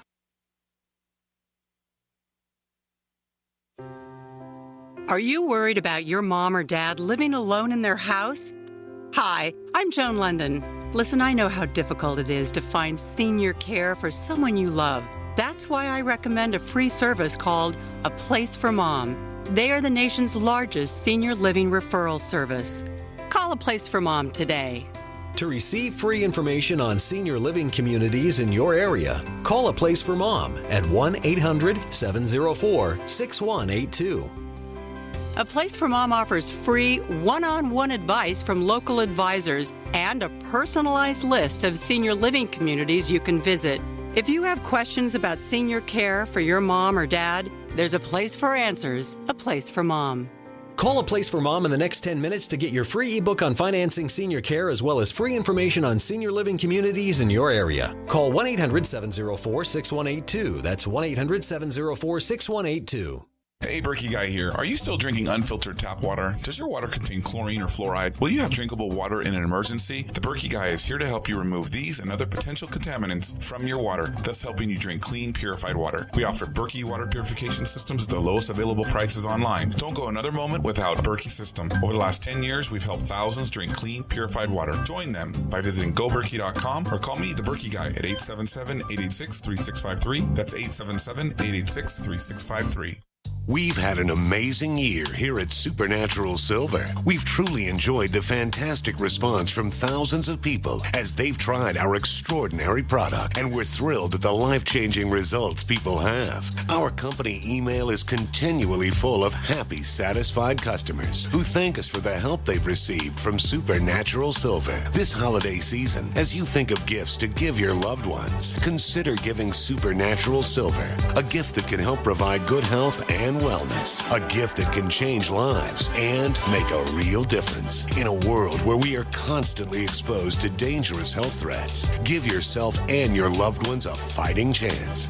Give Supernatural Silver. Go to supernaturalsilver.com and use the promo code HOLIDAY2015 for 20% off. And this holiday season, we wish you and yours the blessings of peace and good health from all of us here at supernaturalsilver.com. We use mobile devices right against our bodies every day, but growing scientific evidence has emerged showing serious health risks associated with exposure to EMF radiation emitted from these devices. The solution is Defender Shield, the most effective mobile radiation shielding ever developed. Defender Shield blocks virtually 100% of EMF radiation from cell phones, tablets, and laptops, and starts at just $64.99. Buy now at DefenderShield.com. For 10% off, use promo code GCN. DefenderShield.com, the worldwide leader in mobile radiation shielding.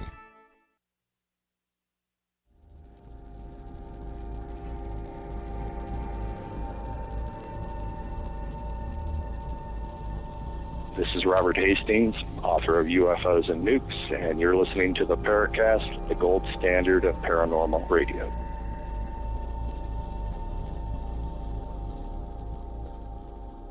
So we're talking to Mike Clelland, author of The Messengers, about his personal experience that he's explaining with a lot of background about his UFO encounter and all the ramifications. Go on, please.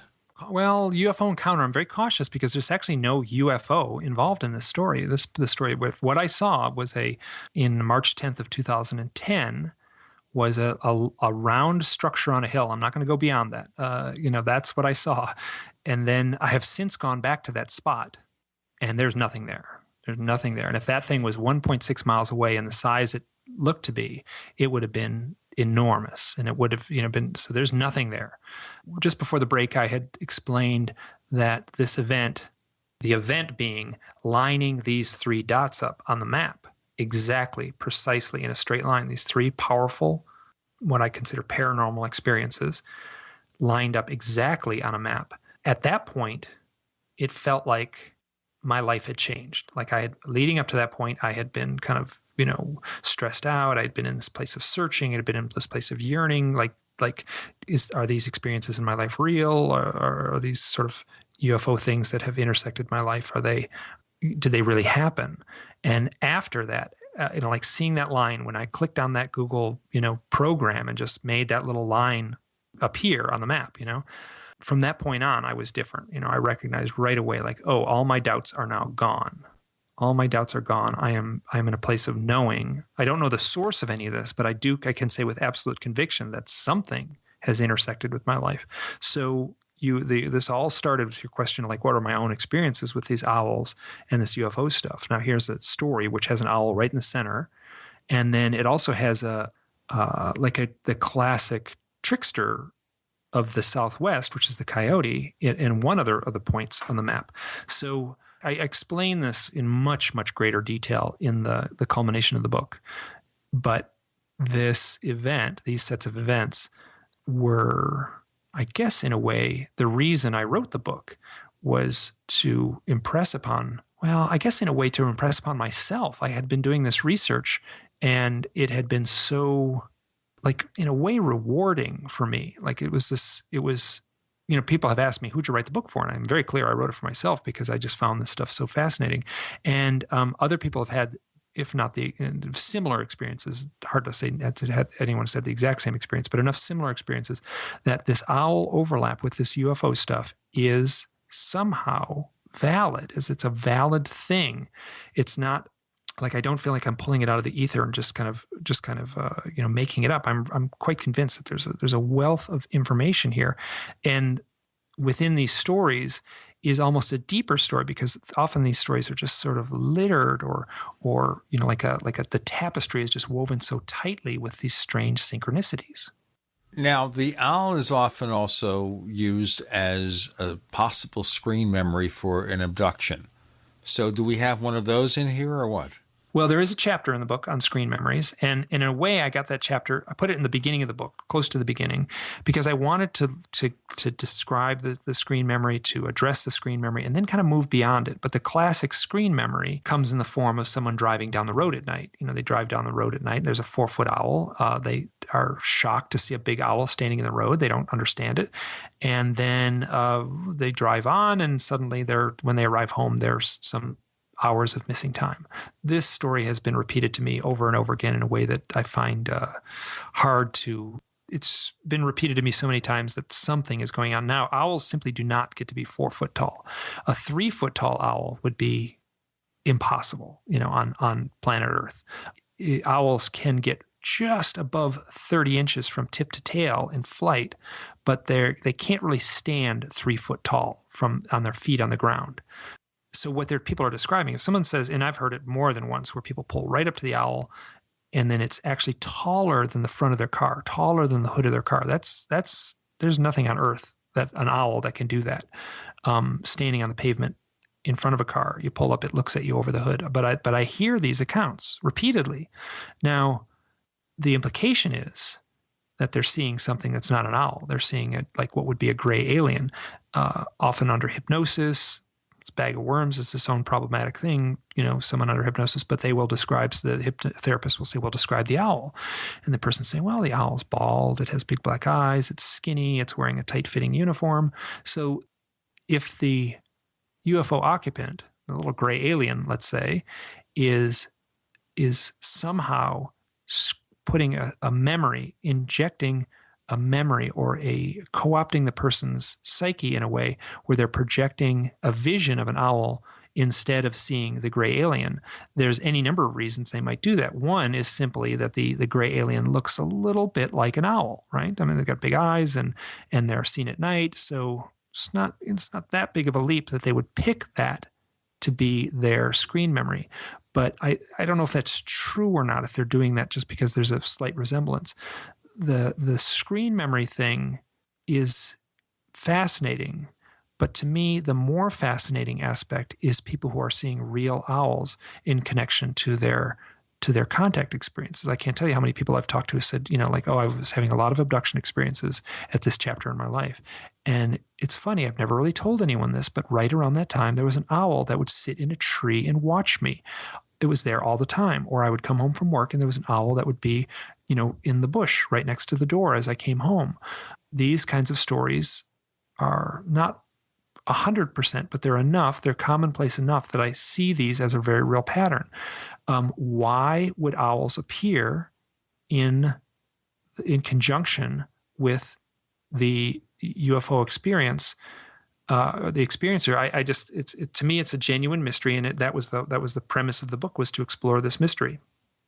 We have some questions, Mike, at forum.theparacast.com, where our listeners get to ask our guests questions. And this question comes from Technomage, who always comes up with interesting questions. He's one of the few consistent people that post at the forum that they really, they do their homework and they ask great questions. But he's wondering if owls are unique in this regard. And he's wondering, do your observations apply to ravens and crows? These types of birds are ever present in various mythologies, so I'd like to get a clarification on the differences between owls and other birds as far as your work is concerned.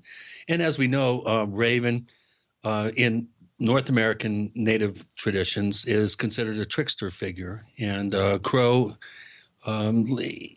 similar, but in a lesser sort of way. Of course, ravens are the smartest animal in the animal kingdom. do you have similar stories with other birds or owls, or are owls kind of head and shoulders above them? Well, on one sense, I just narrowed my research to owls, so I was only digging into the owl story. There's certainly a wealth of interesting stories with ravens and crows, and hummingbirds actually show up too as a very totem, and hawks. People have these experiences, but not in the context of the UFO thing that I found in any kind of meaningful way.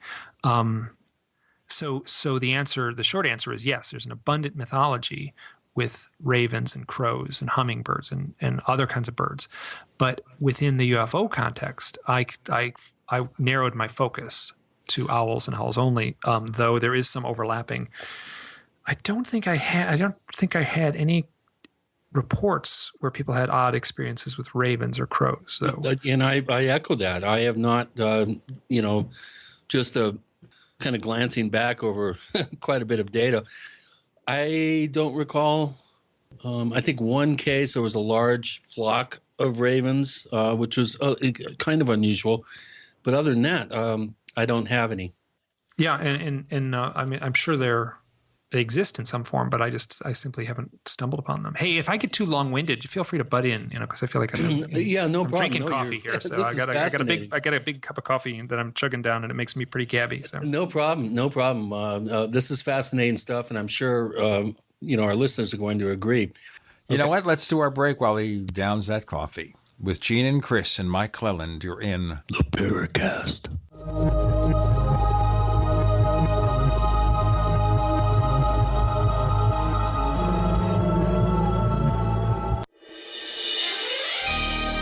Thank you for listening to GCN. Be sure to visit GCNlive.com today. Graphic Converter is the image manipulation tool for the rest of us. It does not use any database. You get full control of all your files. Want to view the images of a folder? Drag it into Graphic Converter, and a powerful browser opens up to show your image files. You could use it for slideshows. You could use it to import images from digital cameras or from scanners. Need to do some image editing? You can do that too in Graphic Converter. Also print catalogs. Convert from so many formats I can't even list them. Download now to see if Graphic Converter is good for you, like 1.5 million other users. Guess what? You could save money when you buy Graphic Converter. Use the coupon code NIGHTOWL. Use the coupon code NIGHTOWL to get a special price for Graphic Converter. Go to lemkesoft.com. That's LEMKE soft.com. lemkesoft.com. LEMKE soft.com. Are your Google search results killing you? Unflattering content in blogs, news articles, online reviews, social media, or other sources can jeopardize your reputation, your business, and your livelihood. Let Reputation.com help. Our patented technology will make the truth about you more visible while pushing down unwanted negative content. Improve your Google search results. Call Reputation.com at 1-800-831-0771 for a free consultation. That's 800-831-0771. So you've got to take a state construction license exam or certification. Can't decide on what books or what chapters to study? Discover right now how you can eliminate unnecessary books and wasted study time. At contractorexam.com, our study materials zero in on state-required test topics in an effective, multiple-choice format. So whether you're a plumber, electrician, general contractor, or other construction-related trade, contractorexam.com will help get you prepared. Visit us at www.contractorexam.com today.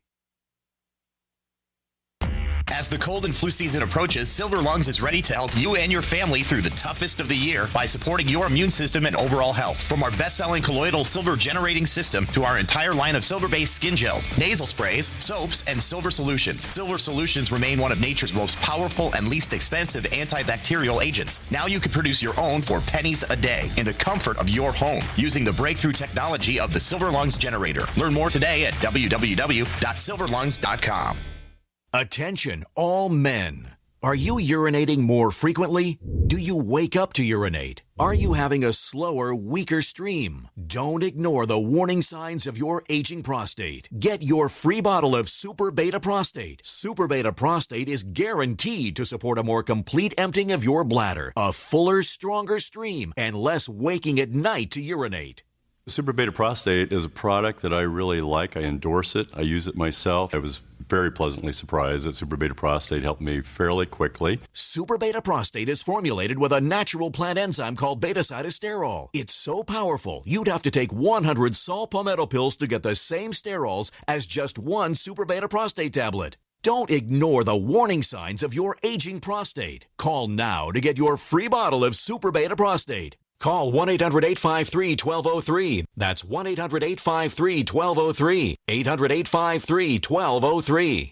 Paid non-attorney spokesperson Adam Pulaski of the Pulaski Law Firm with principal office in Houston, Texas is the attorney responsible for the content of this ad. This ad is not legal advice, and the choice of a lawyer should not be based solely upon advertisement. Services may not be available in all states. Attention Xarelto users. If you or a loved one took Xarelto and suffered a serious bleeding event, you may be entitled to financial compensation. Xarelto is a popular prescription blood thinner used to prevent blood clots and protect patients from strokes. These serious bleeding events have led to numerous cases of hospitalization and even death. Phone lines are open 24/7. Call 800-261-0937. That's 800-261-0937.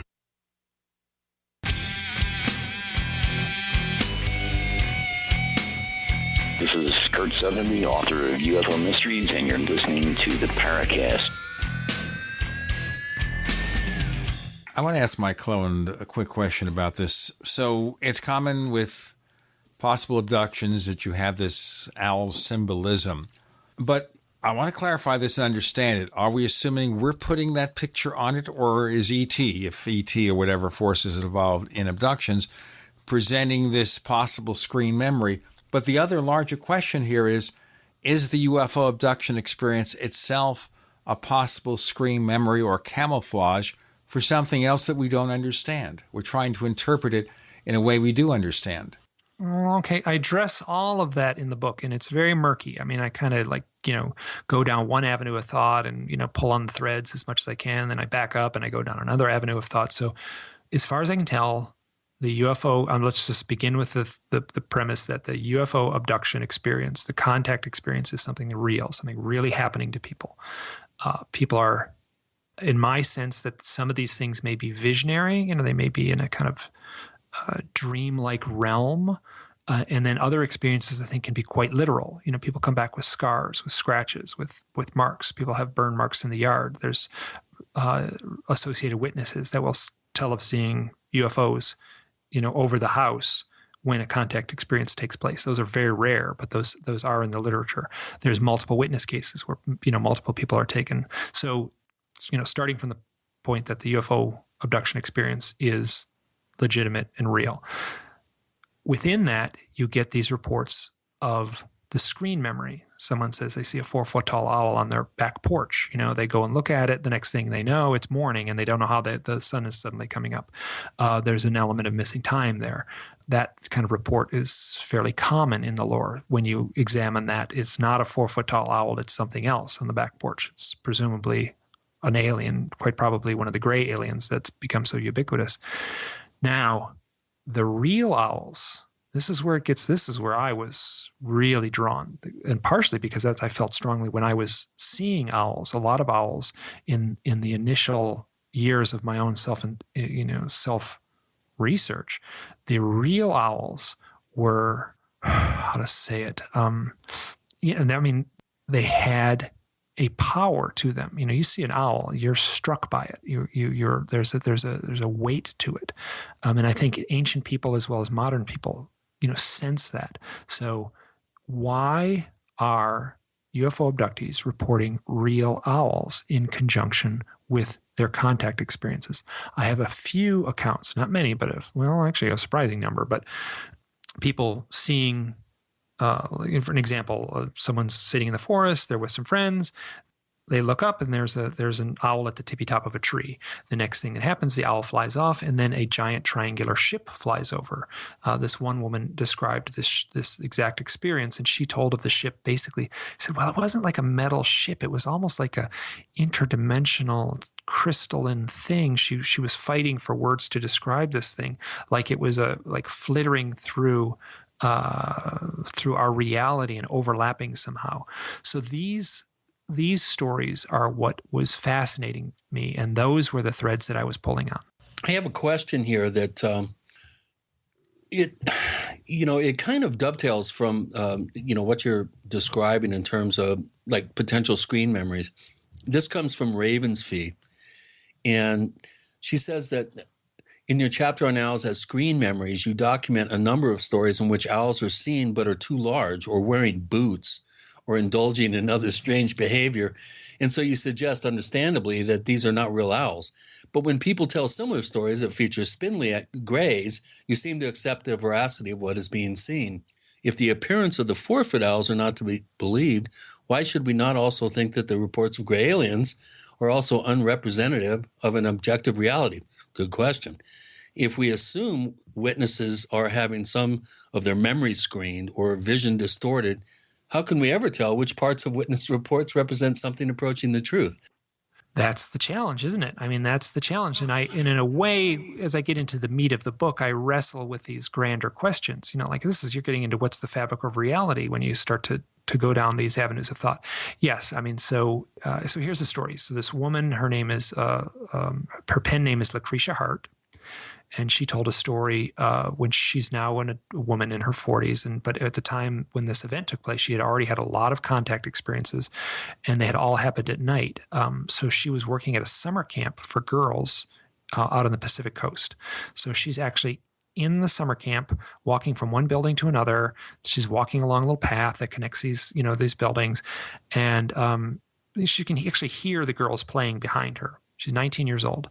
She turns a corner, and right alongside the path is a gray alien standing full in the sunlight. And she doesn't even break her stride. It freaks her out so much, she just kind of tries to walk past it. And as she looks at the gray alien looks at her. There's this, she describes it very beautifully in a written essay that she wrote. She looks at the alien, and she hears in her mind this kind of echoing reverberation of owl, owl, owl, owl. And she watches this thing morph into a giant owl, and it turns around and runs into the woods.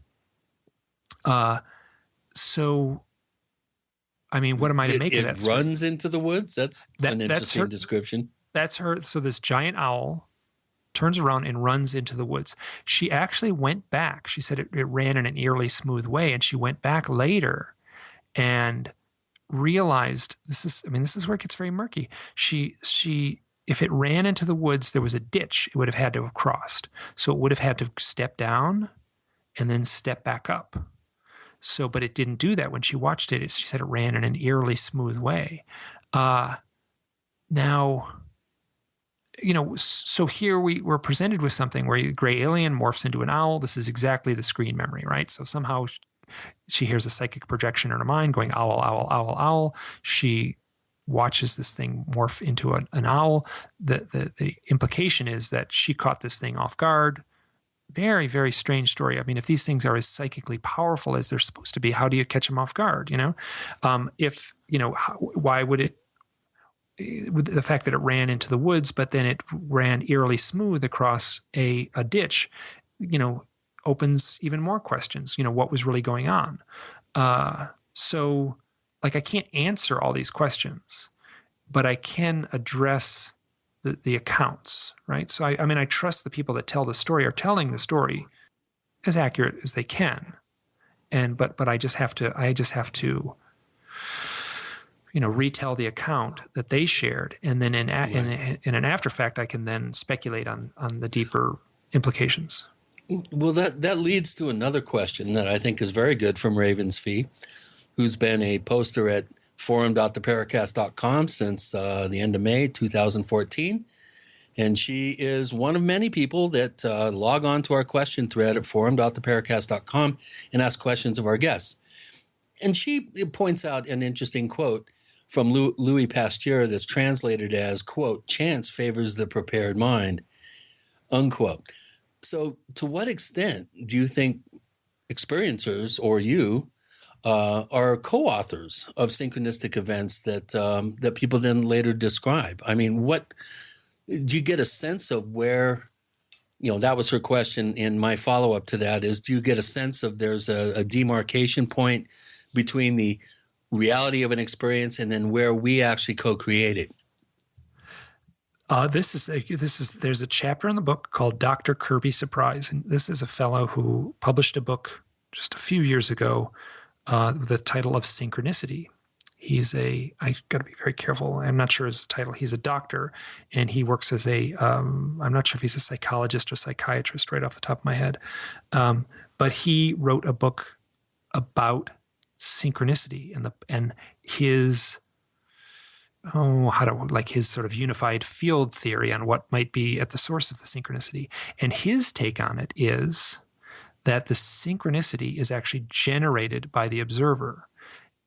It takes a whole book for him to make his point, and I try to make it in a few paragraphs when I paraphrase what he shared. I had some long conversations with Dr. Surprise, which is his real name, which is in its own way it's a little quirky synchronicity right there. He would be a great guest on the show. By the way, he's an amazing set of stories. And make a note of that, Gino. Yeah, I shall. So he, in my conversations with him. Right. So my first email to him was basically like, listen, I've heard you on some podcasts. I don't have your book yet. I plan on reading it. I'm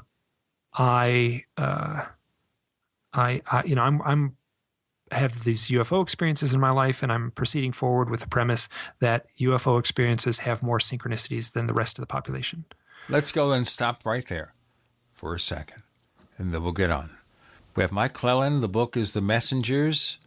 And it takes you beyond the usual simple thing, ET lands and ET abducts us. Not so simple. With Gene and Chris, you're in the Paracast.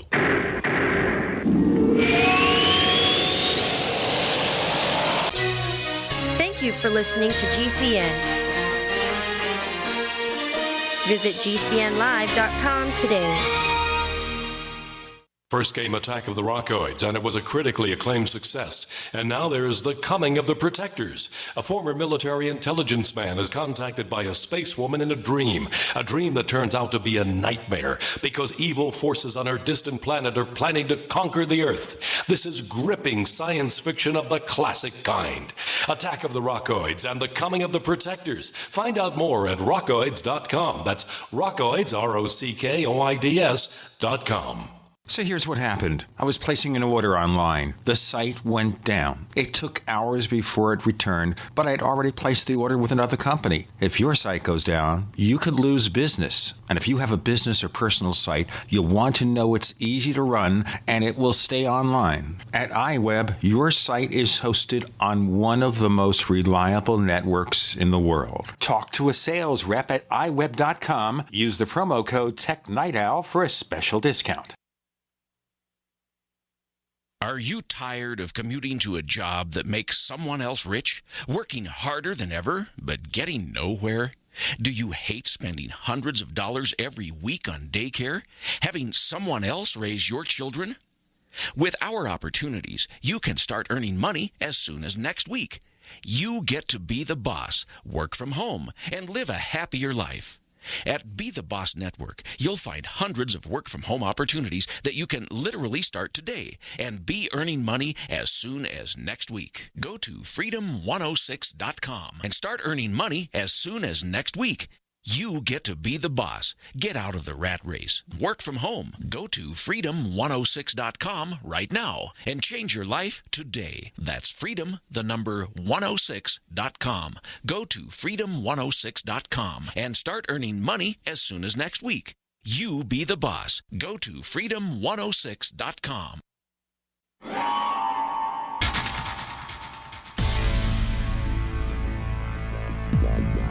Welcome back to the Paracast, the gold standard of paranormal radio. And now, here's Gene Steinberg.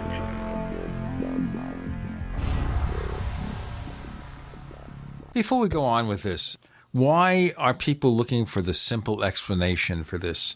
And you don't think of maybe a UFO abduction as simple. But there are a lot of people who take it just as it seems. ET's coming here, ET's landing, ET is taking us aboard to experiment with us, create a hybrid race. Is that just us taking the incomprehensible and making it a tad more comprehensible? my sense is that, a little bit is happening at both ends. I mean, are the UFO occupants co-opting their own appearance to match our need for like a technological outsider? I mean, if we turn the clock back a few thousand years and we were hanging out at the base of Mount Olympus, and people were telling stories about the Greek gods. I mean, all the gods wore togas, and they were, that they were seen in a light that the people of that time could comprehend. Now we live in a technological age, and we're seeing, metal spaceships with little spindly versions of ourselves. And besides, people wouldn't like us wearing togas. They'd think we were crazy. Especially if it's cold out, yeah. Sure. Or in a reboot of Animal House. Yeah, well, yeah, but I mean, in Star Trek, this seems like all the aliens somehow wore these flowy toga things and stuff. So, well, it's Valet 101. I guess the phenomenon, it tends to couch itself in the vernacular and the technology of the times. Sure, exactly. Yes, where reports from the 1950s, people told of being on board craft, and they had vacuum tubes and such. And now there's like this almost virtual reality being described on the interior of these craft, a virtual holodeck in some of the reports. Well, excuse me for interrupting, but I just had a flash here. Perhaps in the not too distant future, kids playing, Tom Clancy Black Ops or video games, all of a sudden there'll be a new player that comes into the virtual reality and then springs out of their TV set and interacts with them. That seems to be a logical next step. Well, I think we're almost there with these folks with 3D glasses and, the stereo sound effects. And yeah, so as far as the video game world. I'm sorry, I didn't mean to interrupt. Well, where was I? I was talking about Dr. Kirby Surprise. Exactly. Okay, so Dr. Kirby Surprise, there's a chapter in the book about his research. So I get a hold of him. I say, in the initial letter that I sent him, I say, listen, my premise is that folks with UFO contact experiences have more synchronicity than the Joe Normal. And he gets back to me and says, well, I don't really see it that way. I've had my own UFO experiences, and it's not really like that. I'm paraphrasing poorly right now as far as the letter. I could read it right from the book here. So here's the author of a book called Synchronicity who says he's had UFO experiences. Then I'm like, I got to get a hold of this guy. So I get a hold of him. We have a couple short conversations, and he says, listen, just read my book, then we'll talk. So I got his book. I read it, and something like on page 243, he describes where you can create your own synchronicities. And it's just a little point of intention. You go through a little process and just ask the universe for a synchronicity, and they'll be generated. So the example he uses in his book, he says, what I like to do for my synchronicities, I like to create owls. So he likes to create owl synchronicity. I almost dropped the book when I read that. So here's a guy who says he's had UFO experiences, writes a book about synchronicities, and on page 243, he says he likes to create owls. So at that point, I'm like, did I manifest Kirby Surprise, to like meet my own needs in this? In the book, I talk about, we both, I actually transcribed a phone conversation, so I have it word for word in some of the things, where he talks about his own UFO experiences, which took place at a point when he was meditating a lot and was seeking counsel in a way from an outside source and getting this input. I want to be very careful. This is his experience, not mine. So, and what was manifesting was seeing like odd craft at night in the nighttime sky. Now, he feels that what he was experienced was self-generated, that he was at a point of such intense focus with his meditation as a young man that it manifested in a way where the dialogue between him and the synchronistic world was manifesting as UFOs. So he tells it much better than I do, and I will let the reader, sort of examine that chapter. But there's this overlap of these elements, and he had some beautiful quotes about owls, and a very smart guy. Much more when we talked, it was very much like I felt like I was the student visiting the shaman in a way. He's quite a mystical fellow, and he had a take on it that no one else has. Whether he's correct, I don't know, but it was so fruitful for me to hear his take on this stuff, because in a way, he confirmed exactly what had been happening with me. He said, listen, if you start really digging into UFOs and owls with great intention, these stories are going to land in your lap. And that's exactly what has been happening, where on some level, I didn't do research on this book. All I did in a way was just get up in the morning and open my email inbox, and then I'd get out a UFO and owl story. Someone would say, listen, a letter would start out something like this. I've never told this to anyone. Here's the story. And then I would get a hold of that person. We'd have some conversations. I'd write a little essay. I'd do a little back and forth and have them approve the essay. Like they got to play fact checker. Anyone who's who I talk about in this book, for the most part, got to read their own account and then correct it, which I was grateful for, because there's little details that I got incorrectly. And through the back and forth process, I feel like I captured most of these stories extremely close to how they played out. So that makes me feel good as an author. But what was happening, as I said before, is these stories were just landing in my lap. I wasn't doing any research. I wasn't, I didn't roll my sleeves up and go to a library like, might have happened in, All the President's Men. I just, drank coffee and opened my, email inbox every morning. And this stuff just was flooding in. So in a way, Dr. Surprise was correct. If I focus on this stuff with a profound amount of intention, I will get results. Synchronicity will allow these things to manifest in my life. Now, the people who contacted you during this process, did they say why they contacted you? Was it because they heard of your book or what? Well, either they found me online. They would say things like, oh, I did a Google thing, and I found you online, or I talked to someone else and said, oh, you have an owl and UFO experience. You got to get a hold of this guy, Mike Clelland. So it was because of my online presence. There's a YouTube video out there that was done a couple summers ago where I spoke on this owl research in England. And that YouTube video is an hour and 45 minutes long. So it's me standing on stage talking about some stuff. And within that video, let me just as an aside, I talk at length about the map thing that started with the owls in Missouri that Chris brought up earlier. And that's a very visual thing. So it's hard to talk about on the radio, but easy when you can stand on a stage with a PowerPoint. Some of those photographs are amazing. There's a short little video that I play, this little video clip of this guy. I got a hold of the guy who actually took the photographs. It took a little work to track him down. So I did actually play a little bit of research detective in this work. But I got a hold of this guy and he showed me the video that he had taken. So it's just amazing. Yeah, it's a beautiful set of short-eared owls on a fence post on a calm afternoon in snowy Missouri. Anyway, where was I going with this? Oh, so that YouTube video of me giving the talk, about an hour and 45 minutes long, that generated so much stuff, people getting a hold of me, literally people saying, as I was watching the video, an owl landed on my windowsill outside my window, as I was watching the video. It's never happened before, never seen an owl at the house before. And here's an owl out my window as I'm watching this video. That story in one form or another repeated over and over again. And I write, there's a big long chapter that could have been endless, that chapter, but I had to rein it in. And I think it's called The Echo Chamber, where I talk about the owls showing up in conjunction with either people reading my blog, reading an online essay, or this YouTube video. And I suspect, I don't know for sure, but I suspect now that the book is out, there's going to be like another wave of these reports coming in where people will say, oh, as I was reading your book, I had this interesting owl experience. I don't know if that's going to happen or not, but I wouldn't surprise me at this point.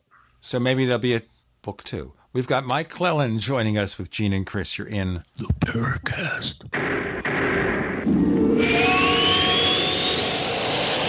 Neighbors, are you tired of dealing with a slow web hosting provider? Well, check out A2 Hosting and their screaming fast Swift server platform. They even have SSDs that load pages 300% faster than the competition. Ready to give your site a speed boost? Well, tell you what, neighbors, head on over to a2hosting.com. That's A2, that's number 2, a2hosting.com. Check out their Prime hosting account. And get this, neighbors, they're even giving you an exclusive 25% off discount for all our listeners. 25%. And remember, their Guru Crew support team is standing by 24/7, 365 days a year to answer any of your questions. Now, to get the discount, use the coupon code GENE when you check out. Don't complain about your cable bill going up and up and up. Do something about it. Grab a pencil and jot down this special number, 1-855-905-MY-TV. The more cable TV rates go up, the better digital satellite TV looks. Say goodbye to the cable guy and get more of your favorite channels in 100% digital quality for less money. Call 1-855-905-MY-TV. Sign up for packages starting as low as $19.99, and there's no equipment to buy. You get free HD TV upgrade, a free DVR upgrade, and free professional installation. You control what you watch when you watch it. Record your favorite shows, pause and rewind live TV, even skip the commercials. Watch local channels too. At just $19.99, what are you waiting for? Pull out your major credit or debit card. Call 1-855-905-MY-TV. 1-855-905-MY-TV. Say goodbye to the cable guy. Cut costs and get more. 1-855-905-MY-TV. 1-855-905-MY-TV. Removing bad taste and odor from your drinking water is easy. Removing the bad stuff you don't taste is what ProPure does best. Water the way nature meant it to be. Clean, crisp, and refreshing. See the complete line of ProPure countertop, inline, gravity, and household water filtration products. Visit your authorized ProPure dealer or ProPureUSA.com. That's ProPureUSA.com. Or call 800-544-3533. Are you worried about your mom or dad living alone in their house? Hi, I'm Joan London. Listen, I know how difficult it is to find senior care for someone you love. That's why I recommend a free service called A Place for Mom. They are the nation's largest senior living referral service. Call A Place for Mom today. To receive free information on senior living communities in your area, call A Place for Mom at 1-800-704-6182. A Place for Mom offers free one-on-one advice from local advisors and a personalized list of senior living communities you can visit. If you have questions about senior care for your mom or dad, there's a place for answers, A Place for Mom.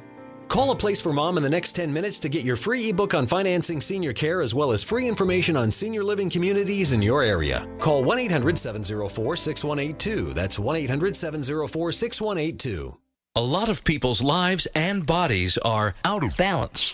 AlkaVision Plasma pH drops optimize pH level and get rid of harmful waste and acid. Just a few drops in water restores vibrance and energy and gets you back in balance. Now order 2 bottles and get $10 off your order. Sign up for monthly auto shipping and save 25%. Call 800-518-7615 or visit alkavision.com. Alkalize your body. Supercharge your health at alkavision.com. We'd like to hear from you. If you have a comment or question about the Paracast, send it to news@theparacast.com. That's news@theparacast.com. And don't forget to visit our famous Paracast community forums at forum.theparacast.com. So having done this book, and obviously the process took a while, have you now accumulated information that says, you know what, we need to explore this further, maybe have a sequel? That's interesting. You should ask. And there will be a companion book. Right now, the book is called Stories from the Messengers, and it's right on the, I even got a little mock-up of the cover, and it says Companion to the Messengers. What happened while researching this book is I it was like just what I described earlier. These synchronistic stories would land in my lap, and I got these amazing accounts that are so complex. It takes to write them up as an essay, right? To write them up properly as an essay is 20 pages, right? And, multiple people, multiple events, multiple, timelines, people seeing owls here, people seeing owls there. You pull on the threads, it leads to some other weird synchronicity, psychic experiences. In the book, I use the term paradox syndrome. It's kind of to describe these more complex, multi-layered stories. There's a paradox, right? So you're confronted with something and the conclusion seems irrational, right? The stories don't make any sense. And because they are so multi-layered and so rife with synchronicities, and it's logically, you kind of want to dismiss these accounts, but on an intuitive level, this chaos almost of some of these accounts tends to, for me anyway, is a form of confirmation, right? These stories are so convoluted, they're so mixed up, there's so much stuff going on. You pull on any thread, it leads to another weird thing. To me, that is a form of confirmation that this account is genuine. Whatever it might tie back to, what the core source of these experiences are, either anyone's guess. But what I can say is that there is, an odd set of experiences. So these are the stories that will be featured in a book, and this will be a short book, 100 pages or so, and it will be released hopefully sometime early next year. The problem was the book is nearly 400 pages long. There was no way I could just kind of say, oh, here's another 20-page story, like in the middle of a chapter. It would ruin the flow of the chapter. So I was originally going to have an appendix in the book, and I decided not to do that. So along the way, it was just realized like, oh gosh, there's this stuff. I'm just going to push this stuff to the side, and it'll be in a second book. Well, it's interesting. You're talking about stories and accounts that are synchronistically and otherwise being fed to you, in an echo chamber, sort of almost paradoxical fashion. And Ravensfee has an interesting observation, and she writes, the majority of the reports you've compiled seem to be from Anglo countries, North America, Australia, the UK, and have occurred in the last 35 years. To what extent are these owl reports the result of a specific cultural or historic period, if you can answer that? And then secondly, do we see similar reports from non-white witnesses? And do we see reports from India, China, and, the Southeast Asia, let's say, where the owl has a different cultural connotation? Well, I think that was, it was my own subjectiveness, in the way I did the research, right? So I have a blog in English, and so people are going to get a hold of me, English-speaking people are going to get a hold of me. So the way I did the research was just, online, allowing these things to come to me. So I just suspect, this is completely intuitive on my point, that these stories also exist in non-English speaking countries. And, whatever, I was sort of seeing this through the lens of, Whitey, because that's kind of where I was coming from. But, there's a couple accounts. There's an account in the book from a woman from Brazil that exactly matches the tone of the stories. She spoke very good English. I cleaned her dialogue up just slightly in the book. So my sense is that yes, these stories would be paralleled throughout the lore. The Native American stories would seem to have a darker cast to them. Stories from, let's say, I got some stories from Sweden that are actually, there's some interesting stuff. Yes, where there's a lighter, let's say, lore to them. It's hard to say because there's not a pattern here. It's just like one, and it's hard to say if you don't. I don't have a rich enough pool of data to see a big pattern there. So I'm going to be cautious how I answer this. But yes, my sense is that this stuff is out there. I don't have any proof though. Now, with all these cultural influences, and the fact that these experiences change over time depending on our expectations, is there a way at all to find the source, the core experience? Because we're moving past the literal interpretation, way beyond that. Well, on one sense, you can die and then have one of the questions you ask when you go into the white light is what is going on with all this stuff? And when you're in some other realm, you might be able to, receive the answer.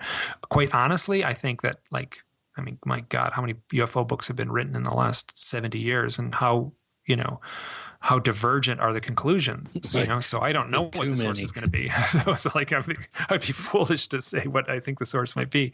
What I can say is there's a couple avenues of thought that were very productive. One of his archetypes, like owls as archetype, an archetypal symbol. So not an owl as a bird with big eyes, but the symbol of the owl. And this is, whatever some philosophy students at a university could, spend many a late night trying to figure out what that symbol might mean. But I can say that there is a symbol. An owl can be seen symbolically. I can only sort of tap at the edges of what that might truly imply. So well, I think it's interesting that owls are asking who instead of why or what. Only in North America, yeah. So they don't say that in other places. There's very few. There's only in really North American owls have the classic low hooting noise. Most owls make, kind of squawky noises or beeping noises, yeah. So there's only a few owls that will actually ask who. That would be the barred owl, the great gray, and the great horned. Well, William Stratham asks an interesting question, and he says at the end of your book, you write, "When I sleep outside, I will very often make a plea to the universe. I will state out loud that I am open and receptive to whatever you have to offer. Asking the universe is a little less churchy than saying God, but it's essentially the same thing, that you're asking for a message." What kind of response do you anticipate? I mean, obviously the synchronicity element we've talked to, but are you asking for encounters with owls, coyotes, aliens? In your estimation, would it be possible for a being worthy of the title of God to respond directly to you by articulate English, even if internally? And in light of your acceptance of the divine, do you think there is also an actual satanic, demonic aspect of reality dangerous to humans that one must avoid? In other words, if you believe in one end of the spectrum, the positive end, then, maybe there's a counterweight to that. We will have his answer in the next segment. I was just thinking when you were talking there of watching Childhood's End, the TV miniseries based on the Arthur C. Clarke novel, where we deal with higher beings being the overlords, who are red demons with tails.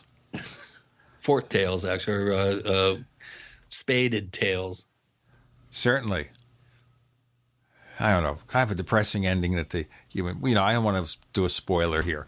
I'd say if you can access on demand for Sci-Fi Channel, you should watch it. It's not quite the same as the book, okay, but still nonetheless interesting. We have Mike Clelland, who's going to answer the question posed by one of our listeners with Gene and Chris. You're in the Paracast.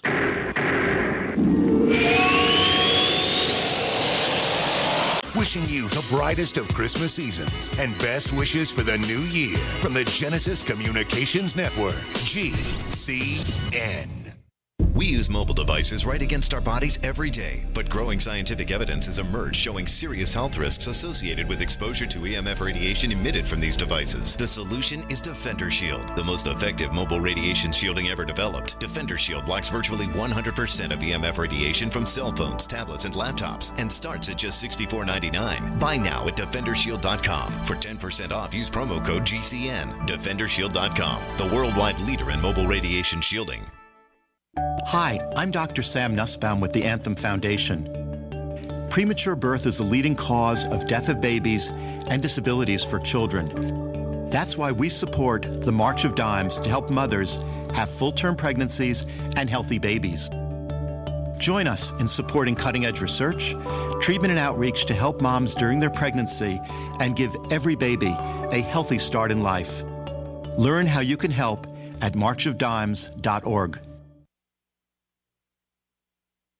Did you know that home break-ins increase more than 100% during the holidays? It takes just 10 seconds for an intruder to kick in your door, but police response to a home alarm system is more than 20 minutes, and intruders are in and out of your home in 5 minutes. Thieves know that you're not home and have presents inside just waiting to be taken. And if you are home, how safe will you feel with an intruder lurking inside with your family?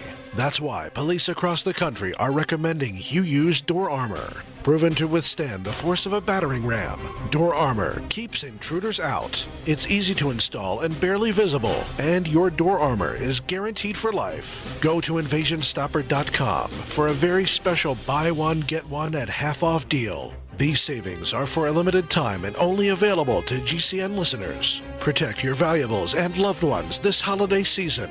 Go to InvasionStopper.com now. That's InvasionStopper.com. Removing bad taste and odor from your drinking water is easy. Removing the bad stuff you don't taste is what ProPure does best. Water the way nature meant it to be. Clean, crisp, and refreshing. See the complete line of ProPure countertop, inline, gravity, and household water filtration products. Visit your authorized ProPure dealer or ProPureUSA.com. That's ProPureUSA.com or call 800-544-3533.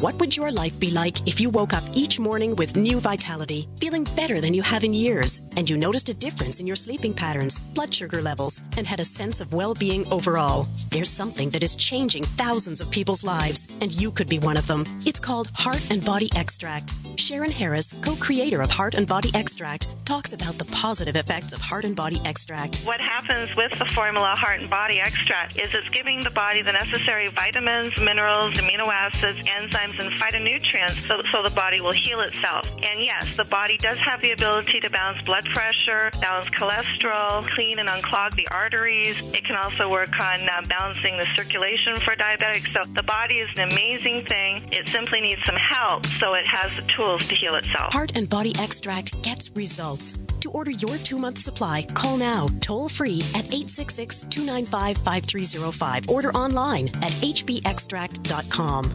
Owe $10,000 or more to the IRS? Get on board with the Tax Admiral. Don't take on the IRS alone. I'll cut penalties and reduce your overall tax bill. Sometimes I can even get it zeroed out completely. We're an A-rated company helping people clean up their mess with the IRS. If you owe $10,000 or more, then call the Tax Admiral. Call 800-287-7180. Again, that's 800-287-7180. 800-287-7180.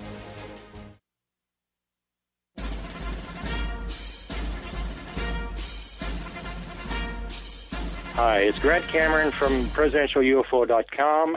You're listening to the Paracast, the gold standard of paranormal radio.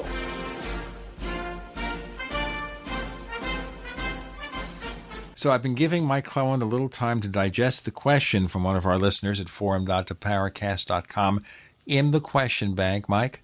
Well, I mean, the question is, there was kind of a multi-layered question, and just you might want to reread the question if I stray too far. I often do that. I sort of answer what I want to answer rather than the question itself sometimes. Well, that makes you a politician. Don't worry I know. about it. I shouldn't have said that. Yeah. So, but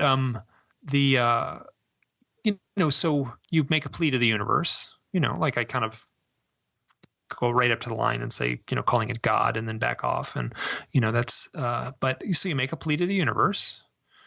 And oftentimes I will get these answers, and the answers will come very symbolically. And that's what I have been documenting in the blog.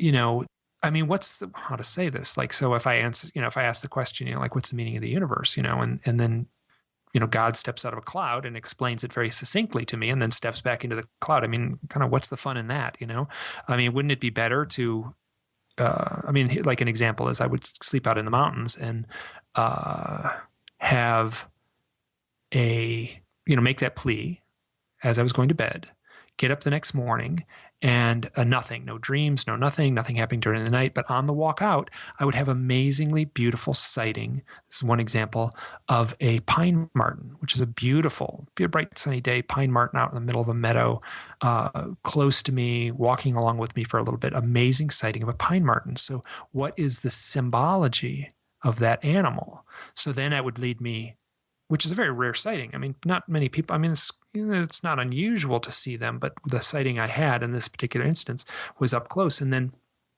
what's the symbology of the weasel, of the pine marten, in Native American lore, in mythology and stuff like that. So that it forced me to look inward in a way that I wouldn't have.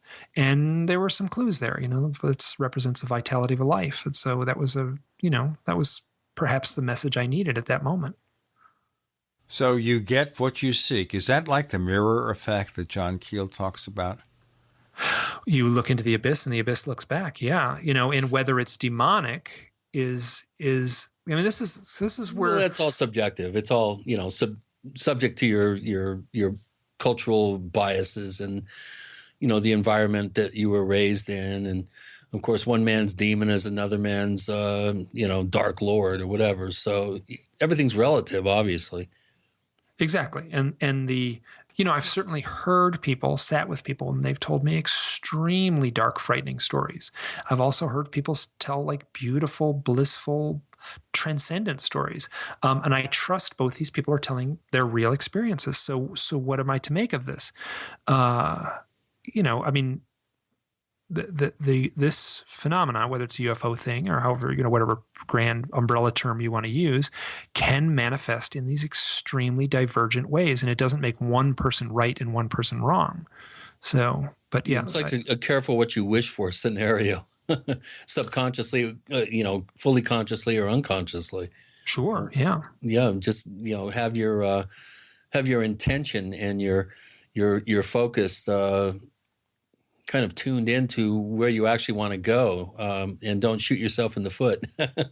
Well, I mean, in the production of this book, I would get just the perfect story at just the perfect moment. And I'm sure other authors have had that kind of experience, but this is the first time I've ever tackled a project this grand. And I was just shocked at how, right when I needed a certain, like I was kind of stuck or there's some blank spot in the overall, outline, the perfect story would arrive that would drop in. I love when that happens. Isn't it amazing? Yeah. I love it. And it does happen too.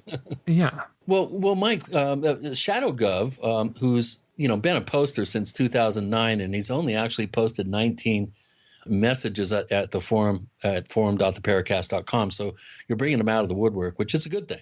That's kind of a kudos for you. And he says, from listening to your podcast, I always get the impression that you lean more towards the, quote, love and light, unquote, interpretation of the phenomenon.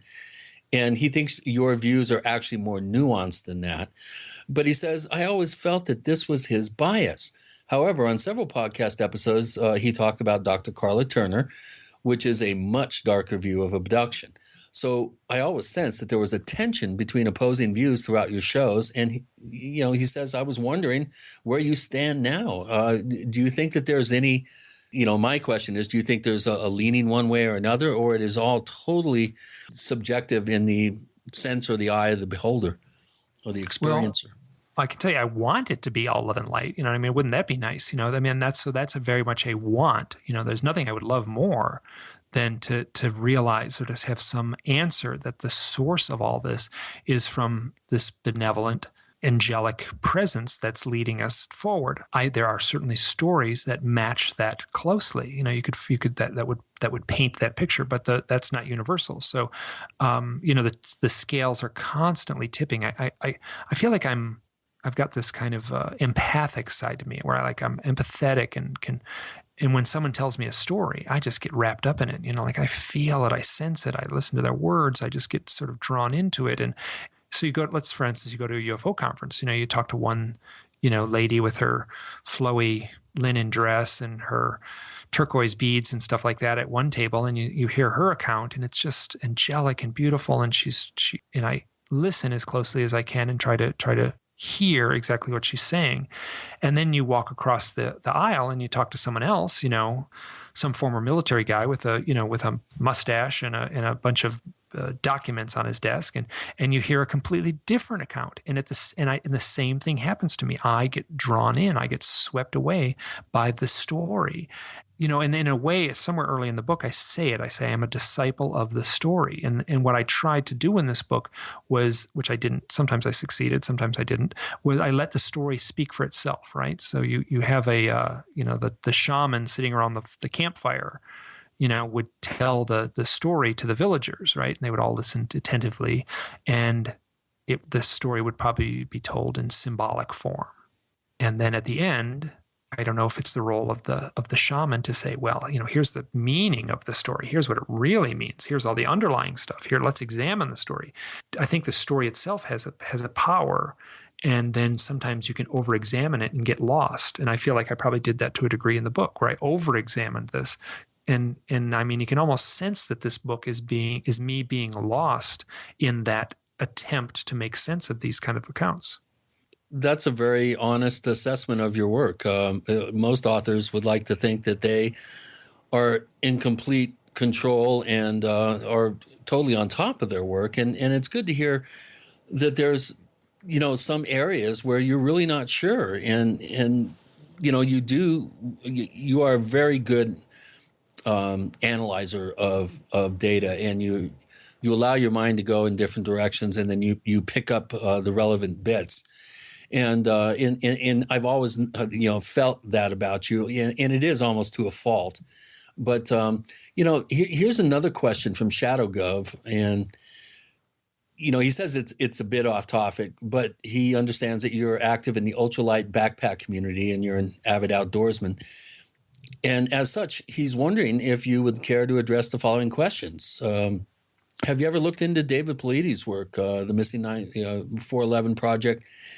And do you think they could be possibly alien abductions? And have you ever heard of similar experiences up in Idaho and some of the more remote areas that you've lived? And he'd also like to get your opinion on Bigfoot. Okay, so I am familiar with David Paulides. I actually had a little back and forth correspondence with him where I sent him an account that's a little bit long, and that will be in the companion book, Stories from the Messengers, one of these crazy mixed up things, because it had the flavor of what he was saying. There were these little elements in his stories. This involved a woman who was hiking with her boyfriend. She was with him and she just got a little bit behind him on the trail. And then suddenly she said, well, I'm going to walk over here and sit down. That always begins the next part of the story. Let's do it in our next segment, our final segment. It's Gone So Fast. Mike Clelland with Gene and Chris. You're in the Paracast.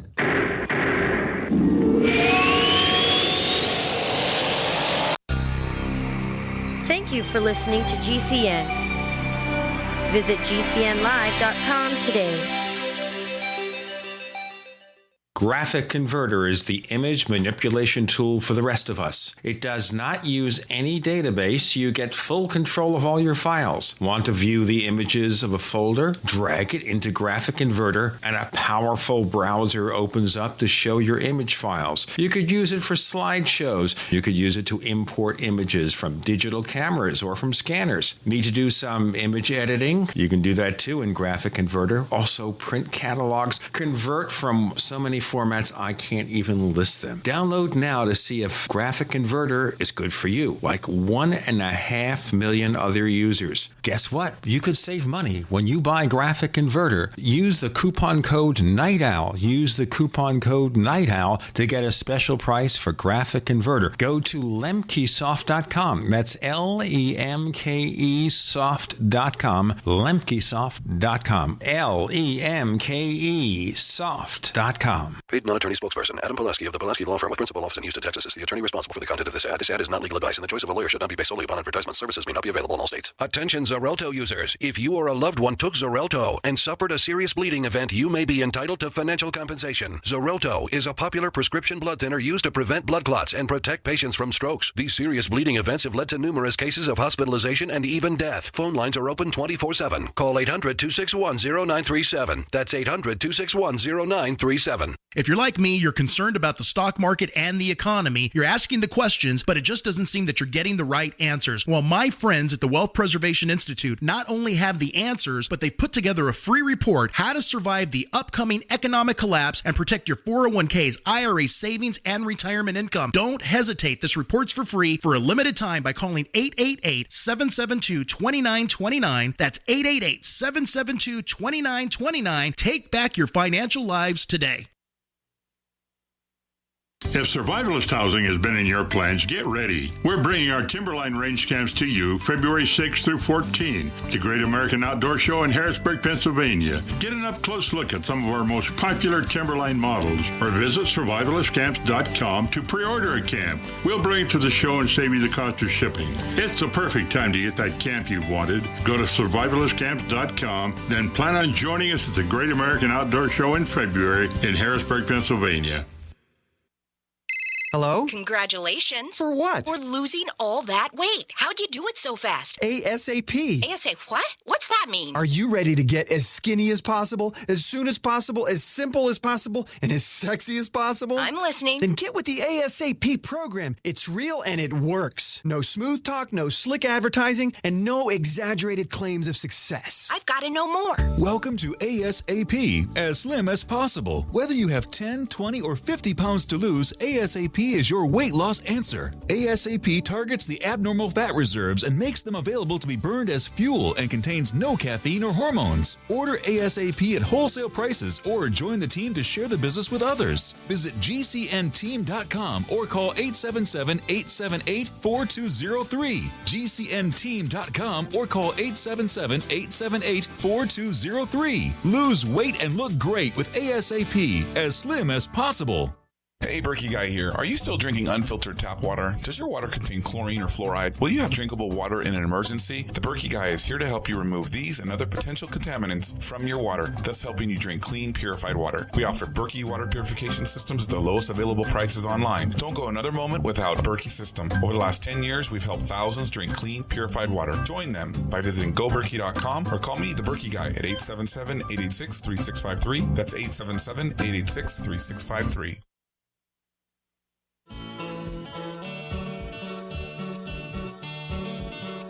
This is Micah Hanks of the Gray Alien Report, and you're listening to the Paracast, the gold standard of paranormal radio.